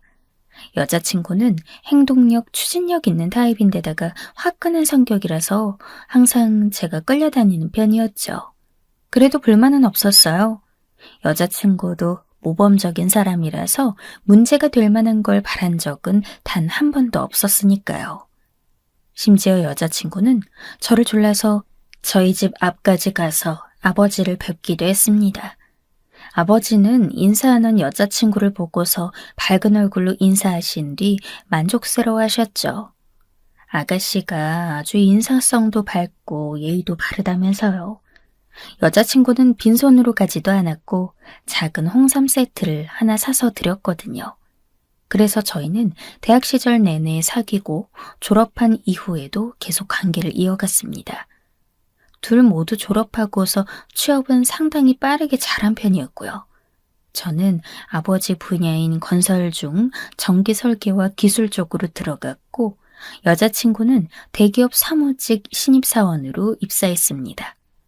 그렇게 잘 사귀다가 저희 나이가 20 후반쯤 되었을 때 이제 결혼을 정말 해야겠다는 생각이 들더군요. 저는 여자친구에게 정석적으로 좋은 다이아몬드 반지를 사서 프로포즈했고 여자친구는 눈물을 글썽거리면서 이 곰탱이가 또 언제나 되어야 청혼할까 걱정했어 라고 말하면서 승낙을 해주었죠. 저는 둔했지만 여자친구에게 청혼하고 승낙받는 그 순간만큼은 정말 떨리고 긴장되더라고요. 그리고 결혼 준비는 빠르게 되었습니다. 양가 부모님이 사실 저희 커플의 얼굴만 아시는 정도였기 때문에 서로 인사드리는 것으로 시작했어요. 저희 집에 여자친구와 둘이 갔을 때 아버지는 무척 만족스럽다는 듯이 고개를 끄덕이셨죠. 그래, 몇 년 전에도 봤지? 네, 아버님. 그때 제가 인사드리러 왔었습니다. 여자친구는 싹싹하게 말했습니다. 아버지는 여자친구의 여러 가지 면에 대해서 저에게서 들으셨고, 게다가 좋은 기억도 있었기에 전반적으로 아주 이 결혼을 기꺼워하셨어요. 나는 내 아들이 모범적이길 바라는 만큼 내 아들이 꾸릴 가정도 모범적이길 바란단다. 너도 참 좋은 아이 같으니 난 걱정이 없구나. 아버지는 따뜻하게 웃으셨고 저는 안도했고 여자친구는 기뻐했습니다. 저한테서 저희 아버지가 얼마나 깐깐한지를 잘 들어왔기 때문이었죠. 어머니는 서글서글하고 성격 좋은 여자친구가 마냥 예쁜 듯 계속해서 뭐라도 먹으라고 과일이나 차, 간식거리를 주셨어요. 여자친구는 기쁘게 그걸 먹으면서 행복하게 저를 보고 웃었습니다. 이제 예비 장인어른, 예비 장모님을 뵈러 갈 날이 되었죠. 저는 일전에 한번 예비 장모님께 인사는 드린 적이 있었기에 조금 편한 마음으로 뵈러 갔습니다. 그런데 가는 차 안에서 여자친구가 조금 불안한 얼굴로 입을 열었어요. 사실 우리 아버지 말이야. 왜? 아버지가 주사가 좀 있으셔. 술도 좀 많이 드시고. 하고 저는 고개를 끄덕였습니다. 사실 어르신들 중에 그런 분이 한둘이어야죠. 그간 직장 상사나 대학 은사님 등 술 많이 드시고 주사 있는 분들 여러 뵈었기 때문에 그리 걱정은 되지 않았어요. 여자친구는 한숨을 푹 쉬고서는 더 이상 말하지 않고 고개를 돌리더라고요. 가서는 분위기가 나쁘지 않았습니다. 예비 장인어른은 껄껄 웃으면서 저를 좋게 보시는 것 같았고 예비 장모님은 조금 새침한 인상이었지만 제가 듬직하고 아주 좋다고 하시더라고요. 저는 사람 눈치를 잘 못 채기 때문에 확신할 수는 없었지만 밝은 여자친구의 표정을 보니 잘 되고 있는 건 확실했습니다. 저녁 식사를 하고 예비 장인어른은 술을 가져오라고 해서 한 병을 따셨습니다. 자, 마시게. 난 주량 무척 중요하게 봐. 알겠지? 잘 마셔서 날 이겨야 해. 장인어른은 저한테 단호하게 말씀하셨어요. 사실 저는 어른들이 저런 말씀하실 때마다 이해하기 힘들었습니다. 주량이 대체 왜 중요한지, 왜 이기고 싶어 하는 것인지 정말 알 도리가 없었거든요. 하지만 어른 말씀이었기에 말대꾸하지 않고 그냥 주시는 대로 받아 마셨습니다. 사실 제가 덩치가 상당히 크기 때문에 주량이 적진 않았어요. 적어도 연세 많으신 예비 장인어른보다 못 마실 리는 없었죠. 술이 한 병, 두 병 늘어가면서 여자친구는 눈에 띄게 불안해했지만 저는 괜찮다고 했습니다. 사실 저도 술이 거나하게 올라오고 있었는데 평생 이렇게 마셔본 적이 없을 정도였죠. 그때쯤 이미 장인어른은 거의 제정신이 아닌 것처럼 보였는데 그래도 술잔을 놓지 않고 한 잔 더를 외쳤습니다. 저는 주시는 술을 거절할 정신도 없어서 그냥 넙죽넙죽 다 받아 마셨고 점점 더 취해갔죠. 일생에 그만큼 취해본 적이 없어서 저는 장인어른보다는 좀 나았지만 제정신이 아니었습니다. 여자친구는 불안해져서 저를 끌어당기면서 예비 장인어른한테 싫은 소리를 했죠. 그만 마셔요, 아빠. 사람을 이렇게까지 떡을 만드는 게 어딨어. 너 그런 소리를 아빠한테? 자기야, 빨리 가자. 집에 가서 얼른 자. 내일 일요일이라 다행이네. 나 대리운전 좀 불러줘.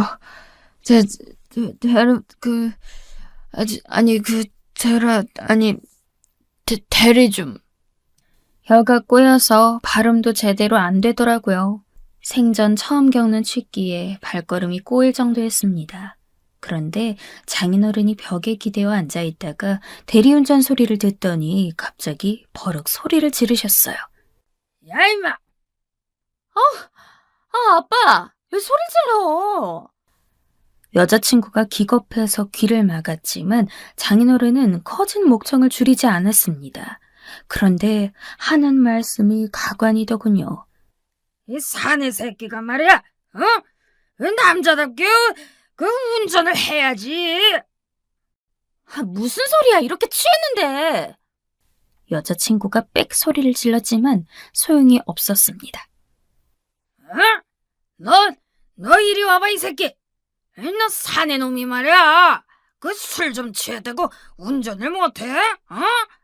그래가지고 그 저 자식을 어떻게 먹여 살려?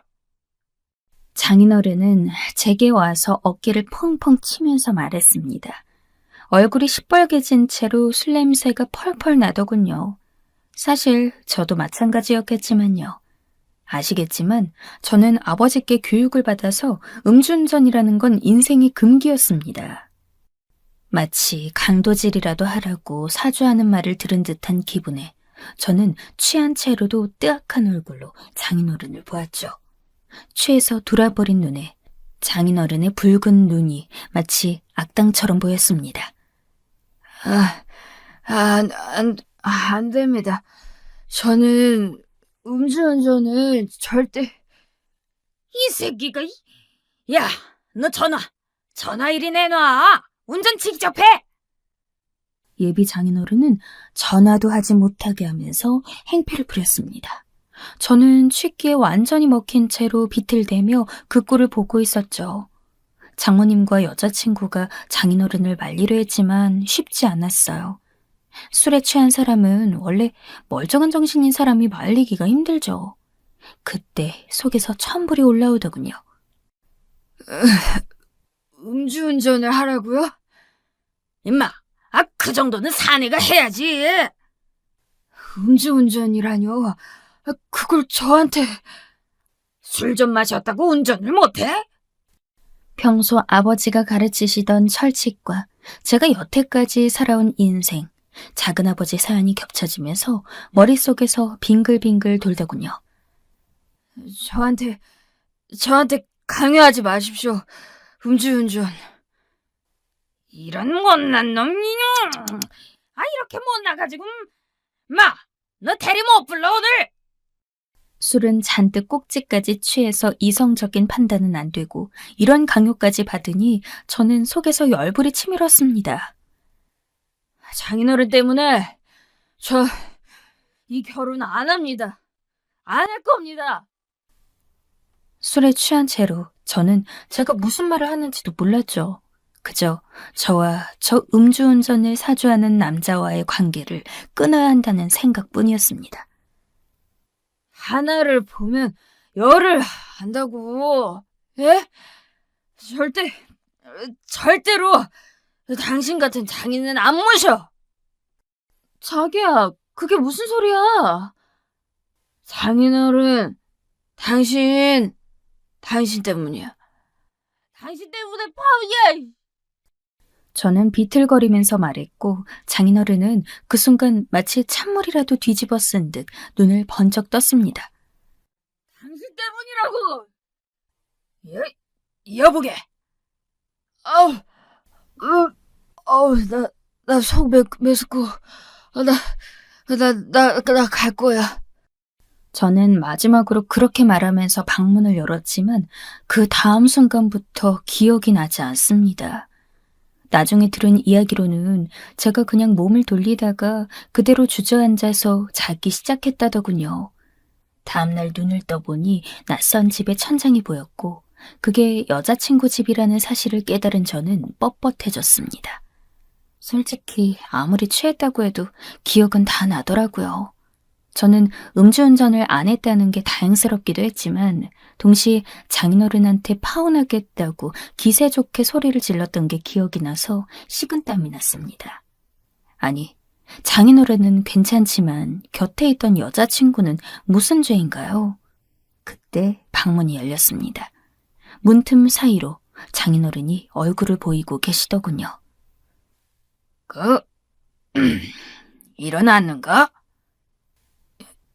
예. 저는 일단 일어나 앉았습니다. 장인어른이 잘못했다는 생각에는 변함이 없었지만 어른에게 예의는 지켜야 했으니까요.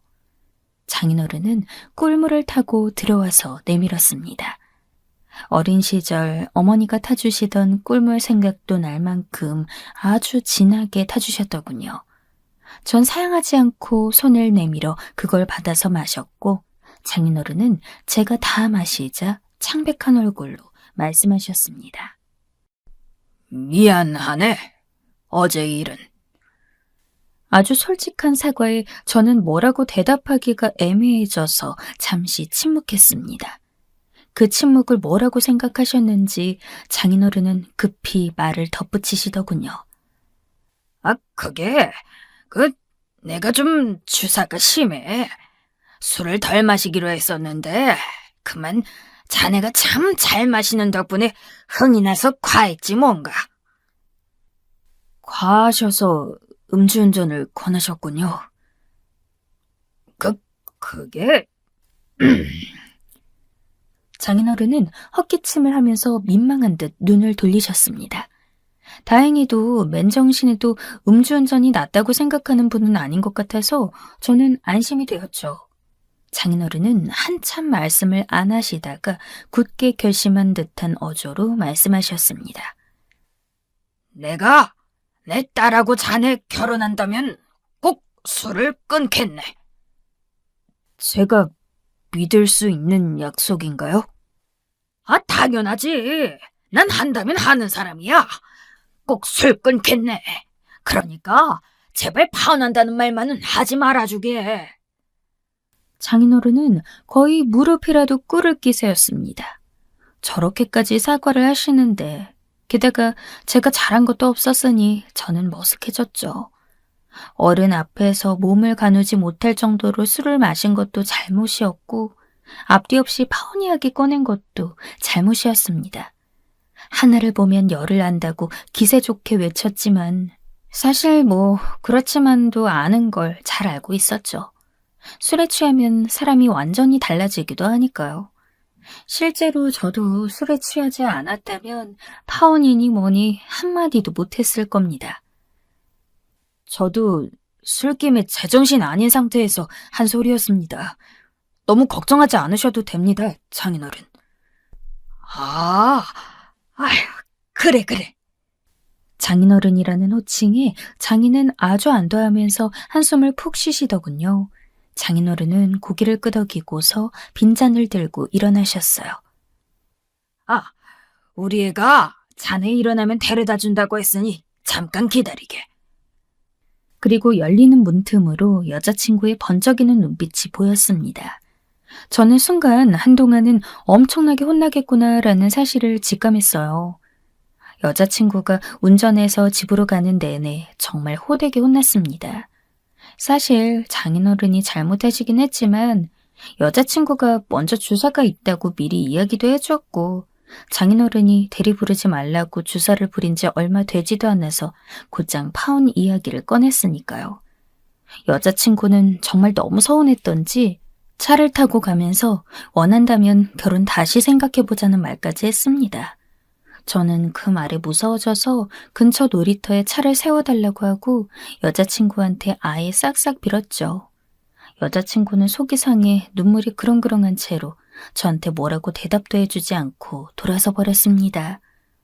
여자친구의 마음을 풀어주기까지 정말 오랜 시간이 걸렸습니다.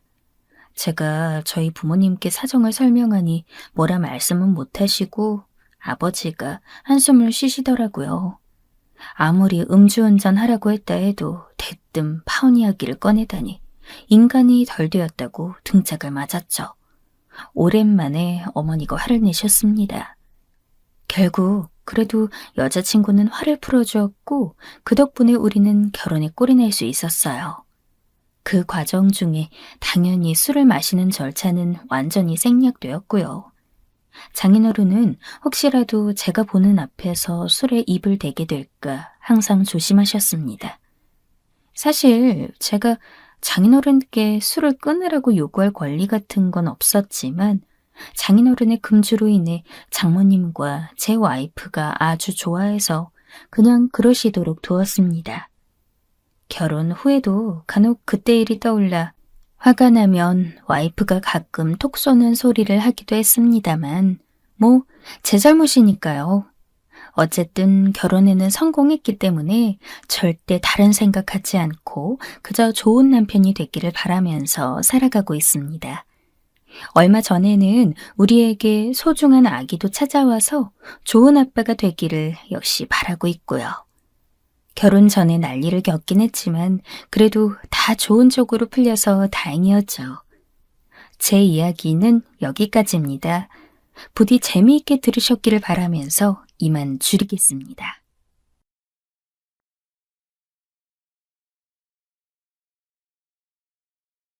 안녕하세요. 저는 30대 초반 여성이에요. 저는 20살 되자마자 집에서 나와 대학 기숙사 생활을 하며 지냈습니다. 기숙사 생활 끝내고 자취를 시작한 후로는 계속 혼자 살았고요. 10년이란 세월이 넘게 가족 중에서 혼자 떨어져 산 것이었죠. 고등학교 때는 입시 준비로 바빴었어요. 그러다 보니 저는 가족과 딱히 애틋하고 가까운 사이는 아닙니다. 대신 제가 용돈 잘 챙겨드리고 건수 있으면 그럴 때마다 집에 잘 내려가는 편이었어요. 저에게는 나이 차이 꽤 나는 남동생, 여동생이 있고요. 둘이 연년생이에요. 둘 다 저와는 다르게 집에서 대학을 통학했어요. 여동생은 괜찮은데 남동생 이놈의 새끼가 정신을 못 차리고 나대서 제가 많이 혼냈습니다. 군대도 제때 안 가. 학점 개판이야. 알바해서 돈 벌 생각은 안 해. 그야말로 한량이 따로 없었어요. 그러면서 게임에는 미쳐 살았고 주제에 여자친구는 또 있더라고요. 제가 충격받았던 건 제가 부모님께 드리는 용돈이 모두 남동생에게 가고 있다는 걸 우연히 알게 됐던 일입니다. 그러니까 남동생은 제가 가끔 주는 용돈까지 포함해 돈을 이중으로 챙기고 있었던 거죠. 와, 부모님을 향한 배신감으로 치를 떨었고 차별당한 여동생도 너무 속상해 있었어요. 제가 너무 화가 나서 부모님께 용돈 끊겠다고 했었고요. 단호하게 말씀드렸습니다. 애를 오만방자하게 굴도록 만든 건 바로 부모님이라고요. 저의 이 발언 때문에 기분 상하는 대화가 많이 오갔고 그 후로는 약간은 가족들하고 어색어색해진 그런 게 아직까지 남아있습니다. 저를 10분 이해해주는 여동생과는 늘 내통하고 있지만요. 하여간 저는 자립심 강한 성격이고 혼자 오래 살아서 그런지 장녀라고 해도 가족을 향한 희생정신이나 책임이 투철하진 않습니다. 개인 플레이를 더 좋아해요. 그러면서도 가슴 한구석에서는 타지에 혼자 오래도록 살아왔기 때문에 귀찮고 싫지만 때때로는 필요한 가족의 손길이나 간섭, 이런 것을 원하고 있기도 했었습니다. 제가 결혼한 남자의 조건이 딱 그러했어요. 저희는 직장에서 만났습니다. 처음 봤을 때부터 외모가 제 타입이더라고요. 객관적으로 아주 잘생기진 않았는데 여자들만의 그런 거 있잖아요.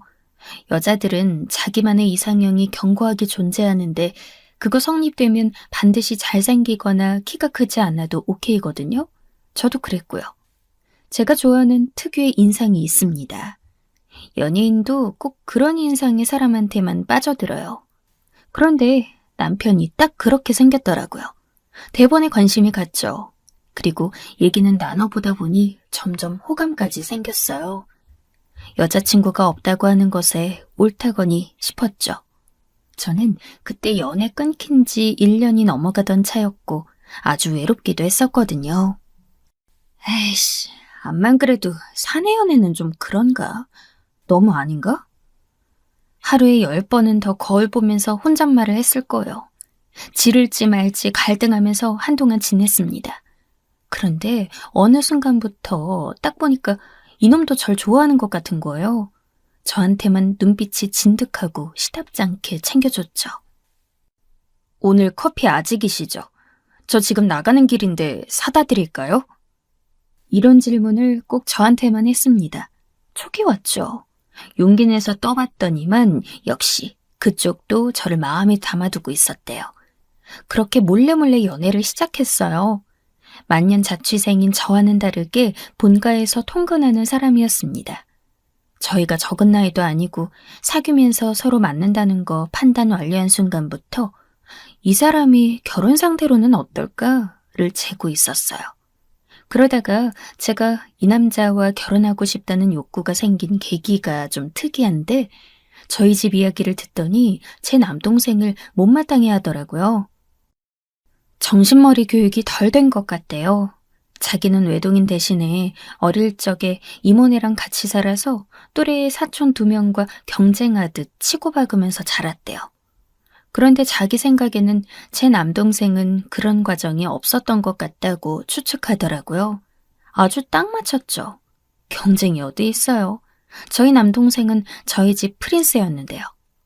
저는 남편이 만약에 제 남동생을 두고 남자가 그럴 수도 있지 이랬다면 깼을 것 같아요. 정반대로 나와주니까 마음에 들었던 거죠. 청혼도 제가 먼저 했네요.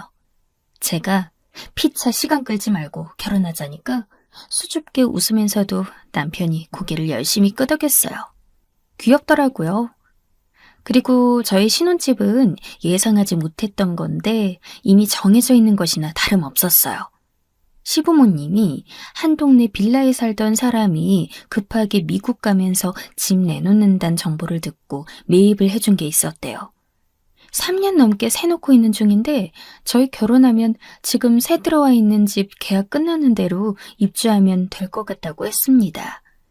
지난 몇 년간 집값이 폭등했는데 혹시 영영 저희 집이 된다면 그건 로또 맞는 거였죠. 기대하지 않았던 부분에서 웬 떡인가 싶었습니다.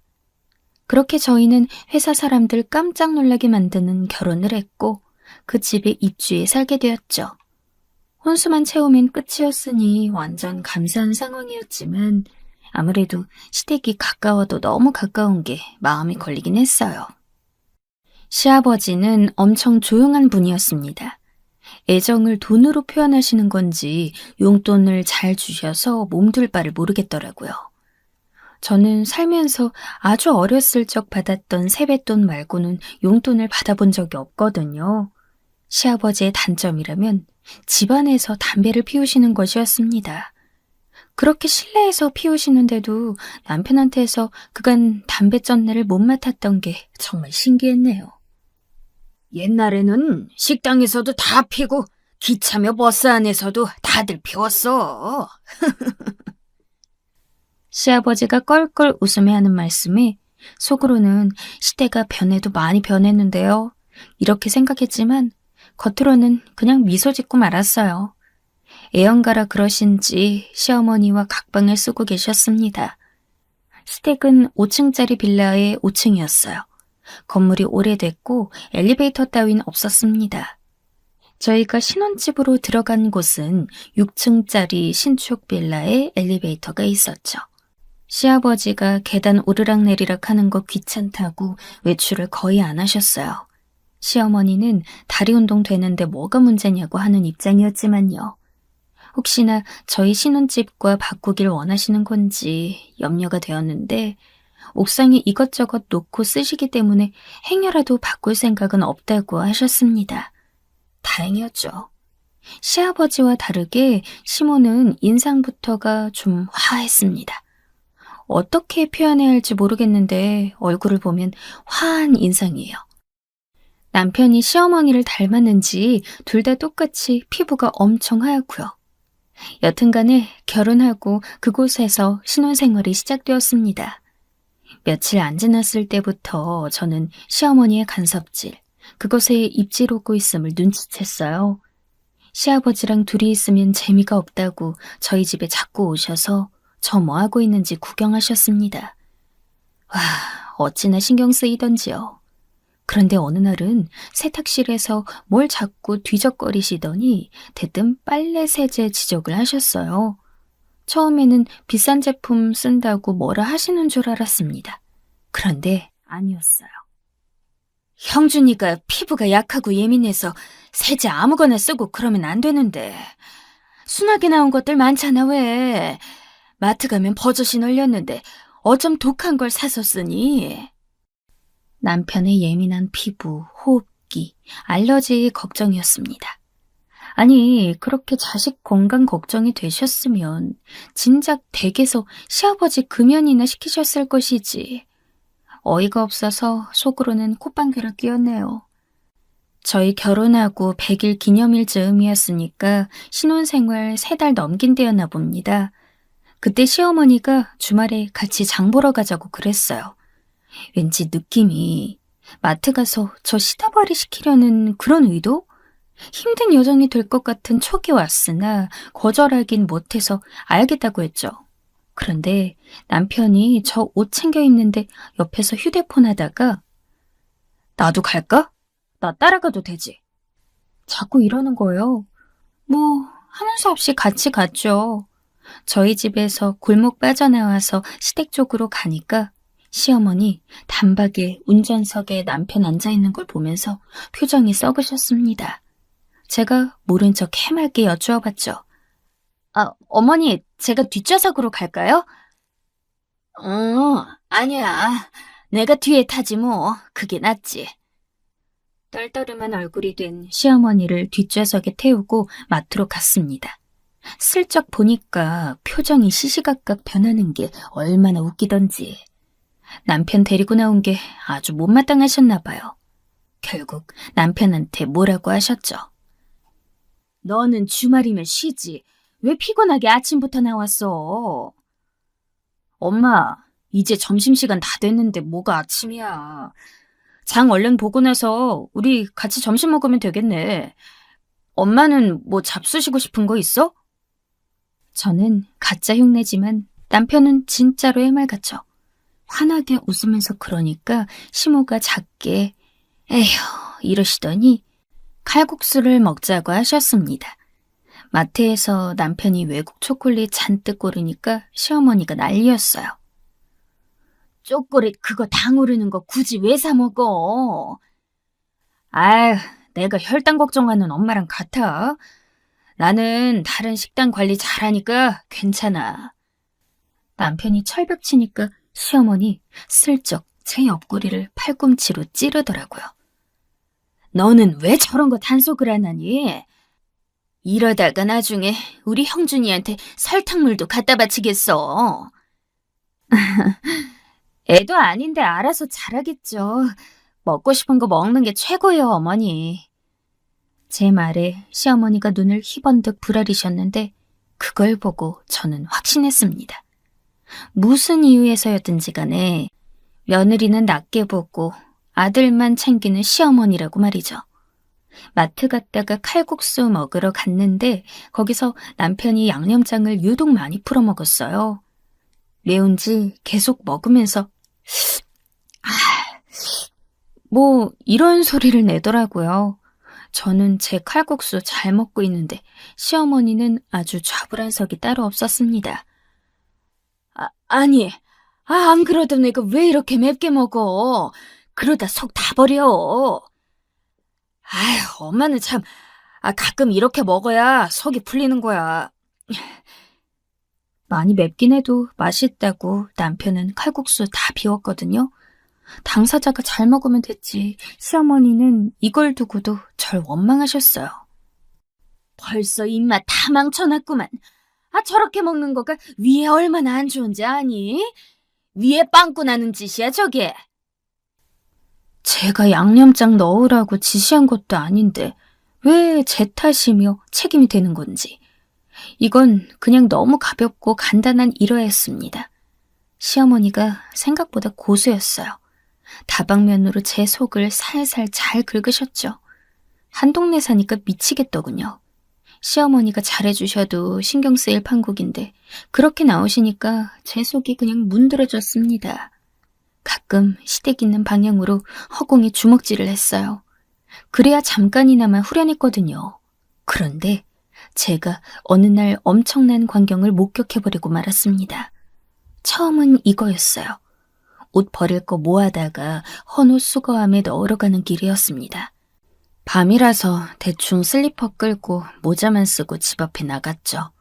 그랬다가 보고만 거요. 빌라촌 골목 안으로 들어서고 있는 시어머니, 그리고 의문의 남자를요. 이상해서 지켜보니까 그 남자가 시댁 옆 빌라로 들어가는 게 보였습니다. 아주 가까이 사는 이웃인 셈이었죠. 별거 아닐 수도 있지만 요상한 촉이 피어올랐어요. 남편한테 물어봤죠. 시어머니가 동네 사람들하고 잘 지내는지, 교류하시는지 이런 거요. 남편이 갸웃하더니 딱히 안 그렇다고 했습니다. 글쎄, 전에 살던 데에선 다 알고 잘 지냈던 것 같은데 여기 와선 그런 거 없어. 요즘 다 그러고 살잖아.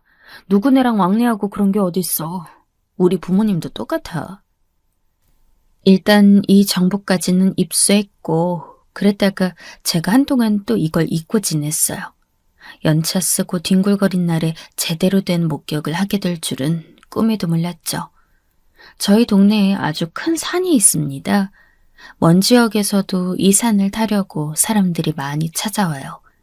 유명한 산이 있다? 그 말인 즉슨 그 부근에는 숙박업소들이 많다는 얘기입니다. 연차가 많이 남아서 강제로 하나 쓰려고 쉬었던 날이었어요. 집안일하고 TV 보다가 운동 삼아서 옆 동네까지 노래 들으면서 걸어가 봤습니다. 한참 빠르게 걸었더니 목이 말라서 편의점에서 음료수 사가지고 나오는데 바로 대각선 앞쪽에 있는 모텔에서 중년 커플이 걸어 나오고 있는 게 보였어요. 바람막이 점퍼에 달린 모자를 썼다지만 제가 그렇다고 시어머니를 못 알아볼 건 아니었습니다. 헐, 이게 뭔 일이야? 저 남자는 그 옆 빌라 사는 저번에 그 아저씨잖아. 엄청난 걸 봐버린 저였습니다. 이걸 알고도 가만히 있느냐, 이게 문제였는데 막상 까려고 하니까 그러기엔 또 못해서 망설여졌어요. 오히려 괜한 사실을 알아버렸다는 생각만 들었죠. 알고 싶지 않은 시어머니의 민낯을 봐버린 기분이었습니다. 왜 처신을 똑바로 안 하고 다니셔서 나에게 이런 치부를 들키시는지. 그 후로 시어머니가 저한테 잔소리하실 때마다 속으로는 불륜사실 폭로하는 망상을 했어요. 시어머니가 아무리 모진 발언을 저에게 던지셔도 저는 속으로 백주대낮에 모텔에서 나온 사람이 하실 소린 아니네요. 즐겁게 외쳤죠. 어디까지나 속으로만 그랬다는 것이지 절대 발설하진 않았어요. 이 얘기를 꺼내면 어떻게 꺼낼 것이고 뒷감당은 어떻게 감당한다는 건가요? 전 자신 없었어요. 여동생한테 슬쩍 한번 물어봤죠. 정말 만약에 이런 일이 있으면 너는 어떡할 거냐고 그랬더니 아주 신중한 답변을 저에게 들려주더군요. 근데 알았다고 해서 그걸 터뜨리려면 쉽지 않겠는데? 나한테도 불이익이 어떻게든 올 수 있거든. 그치. 이런 건 웬만하면 덮고 사는 거지. 시어머니가 며느리 갈구더라도. 뭐 일단은 그래야지. 그랬다가 빡치면 이제 터지는 거지. 어떻게 되든 상관없고 이판사판이면 그때는 다 터뜨리는 게 맞지. 여동생 얘기 듣고 그렇게 생각하니까 기분이 한결 나았어요. 마치 이런 것이었죠. 해봐라 어디. 나는 너의 치부를 알고 있다. 네가 암만 그래봤자 내가 더 우위다. 제가 패를 쥐고 있다는 생각에 마음이 좀 너그러워졌습니다. 그러다가 끝내 결국에는 크게 사달이 나게 되었어요. 진짜 저는 이 일만 아니었다면 혼자서 임금님 귀는 당나귀 귀 허공에 외치면서 살았을 겁니다. 그런데 자폭 버튼을 거나하게 눌러주신 건 바로 시어머니였어요. 때는 평화로운 주말 아침이었습니다. 저는 늘어지게 자고 있었죠. 왜냐하면 너무 피곤했었기 때문이에요. 금요일에 일이 지독히도 많이 쌓여 있었고 퇴근한 후에는 또 금요일 밤 기분을 내면서 즐겨야 하니까 일찍 안 잤습니다. 그래서 저는 당당하게 늦잠 잤어요. 주말인데 뭐가 문젠가요? 저보다 먼저 일어난 남편이 혼자서 식량을 찾아 먹었던 거예요. 그리고 이때 시어머니가 웬 뜬금없이 저희 집을 방문하셨습니다. 이건 순전히 저의 추측이긴 한데요. 시어머니가 기분 안 좋은 일이 있으셨던 것 같아요. 기분이 잡친 채로 저희 집에 들이닥치신 거였죠. 제가 잠에서 어렴풋이 깼을 때부터 신경질적으로 목소리가 갈라진 시어머니의 소리를 들었거든요. 시어머니도 그날따라 원래 짜증이 나 있으셨으니까 그러던 것 같아요. 제가 밖에서 시어머니 목소리가 계속 들려오니까 결국 잠에서 완전 깼습니다. 흠칫해서 일어났어요. 갑자기 들이닥치다니. 이건 매너가 아니란 생각을 하고 있었어요. 시계를 보니까 오전 11시 거의 다 되어가고 있었습니다. 아, 엄마, 그냥 더 자게 냅둬. 남편이 다급한 목소리가 들려옴과 동시에 안방문이 벌컥 열렸습니다. 시어머니였죠. 저는 일어나서 이부자리 모양새를 정리하고 있던 와중이었어요. 아니, 어머니, 갑자기 웬일이세요? 너는 해가 중천에 떴는데도 지금까지 퍼질러 자고 있었냐? 시어머니가 버럭 소리를 질렀어요. 방금 일어났던 저는 예고 없는 시어머니의 방문, 그리고 고성까지 2연타를 맞아서 어안이 벙벙했네요. 제가 어떻게 상황을 수습할 말을 할 수는 없어서 그냥 어색한 웃음만 흘렸습니다. 남편이 얼른 자기가 먹은 걸 설거지하길래 보니까 우유에 시리얼을 말아먹었더라고요. 남편이 설거지하는 그 짧은 순간에도 시어머니는 영 못마땅한 표정으로 저를 흘겨보셨죠. 여차저차 하다가 남편은 씻는다고 욕실 들어갔습니다. 그러자마자 시어머니가 아주 기다렸다는 듯 저한테 막 쏘아대셨어요. 제가 너무 황당해서 저희 남편 시리얼 좋아한다고 그랬죠. 그랬더니 더 화를 내시더군요. 아침밥 안 차려주니까 차디 찬 우유에 과자나 말아먹는 거다냐. 지 신랑 이렇게 안 챙기는 경우가 세상 어디 있냐? 응? 어쩜 이렇게 개념이 굴어? 넌 보니까 네 몸만 몸이고 네 입만 입이야. 너무 피곤해서 그냥 많이 잤어요. 어제 회사에서 일이 터져가지고요. 아이고, 잘나셨네. 기똥차게 잘나셨어. 이러니. 회사에서도 집에서도 지 와이프 눈치 보느라 형준이가 얼마나 힘들고. 아침은 제 눈치 안 보고 그냥 혼자 차려 먹어도 되는데요. 제가 욱해가지고 말을 빠르게 뱉었어요. 그리고 기가 막힌 일을 당했죠. 시어머니가 저 마시던 물컵을 획 뺐더니 그걸 저한테 끼얹으시는 거예요. 너 혼자 잘나면 됐지. 잘나면 잘난 거지. 왜 애를 기를 죽여놔 자꾸. 시어머니의 발언에 제가 드디어 눈이 돌아갔습니다. 제가 무슨 남편의 기를 죽였단 건지. 시어머니가 이날 왜 짜증이 나 있었는지는 모르겠으나 그걸 저한테 푸는 게 어이가 없었어요. 그리고 원래도 시어머니의 핀잔은 받아줘도 끝이 없었습니다. 저도 이판사판이었어요.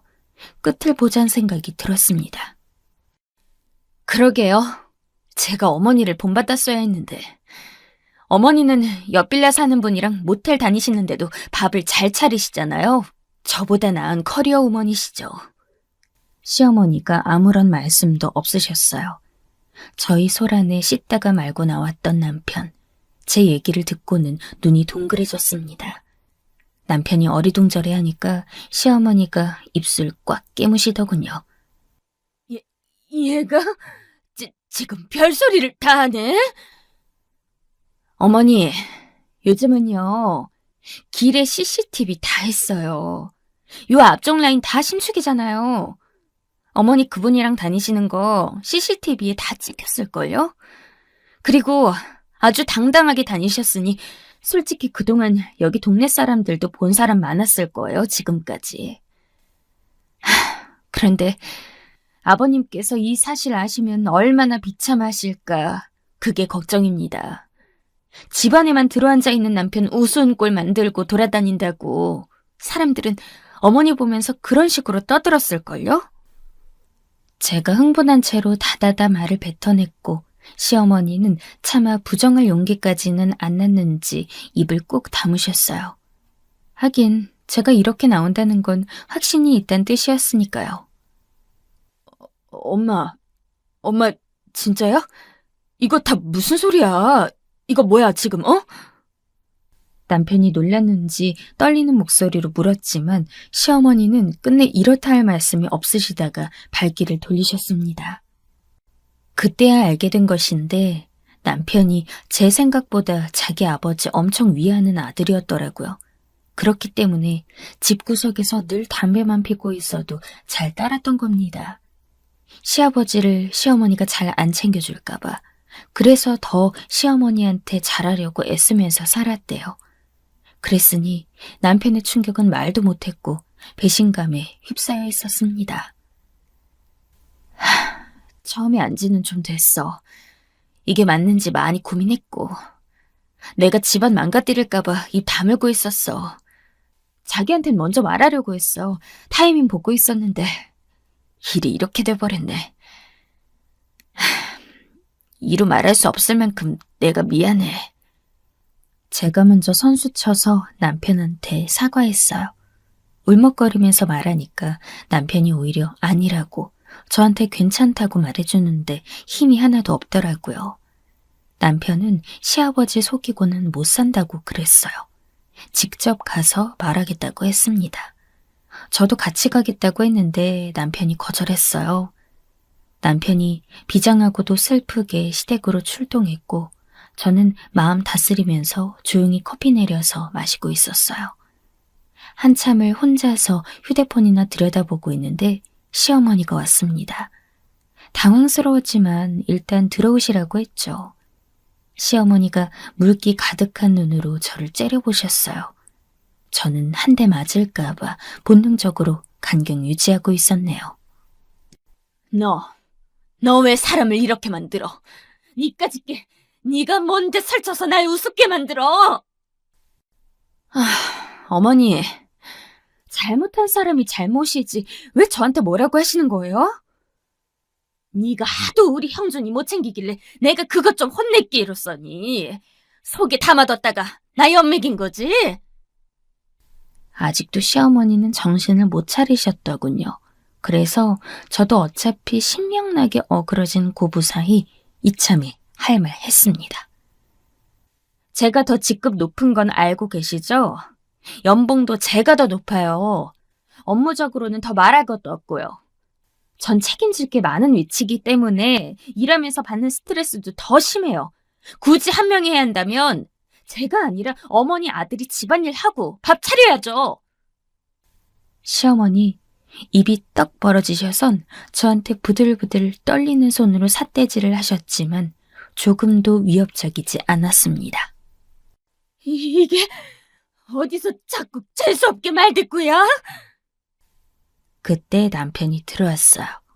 금세 시어머니 뒤를 따라왔던 모양이었습니다. 엄마, 진짜 왜 이러냐고. 엄마 이렇게 취한 사람이었어? 남편이 크게 소리를 질러서 정말 깜짝 놀랐습니다. 연애 기간 포함해 남편이 그토록 분노에 차 소리 지르는 모습은 처음이었네요. 저한텐 작은 말싸움도 무조건 져주는 사람인데 고함을 치다니. 시어머니도 적지 않게 놀란 표정이었어요. 많이 놀라셨는지 전의를 상실하시곤 그대로 저희 집을 나가셨습니다. 그리고 거기까진 예상 밖이었는데 시부모님이 이혼을 결정하시게 됐어요. 시어머니는 노모가 계신 친정댁으로 가서 생각을 정리하며 지내신다고 했습니다. 시아버지는 담배를 끊으셨어요. 가까운 공원으로 가서 산책하는 것도 하시고 앞으로 세상을 좀 보면서 살아야겠다고 말씀하시더군요.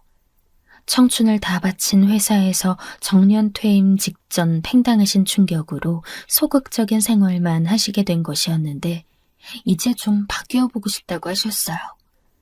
저희가 시아버지 앞에서 죄송하다고 더욱 효도하며 잘하겠다고 그랬는데 고개를 저으셨습니다. 굳이 애쓰고 그럴 거 없어. 둘이서 잘 살면 그게 나한테 효도하는 거야. 그 말씀에 감사하고 죄송한 마음으로 더 열심히 살고 있어요. 남편하고도 더 잘 지내야죠.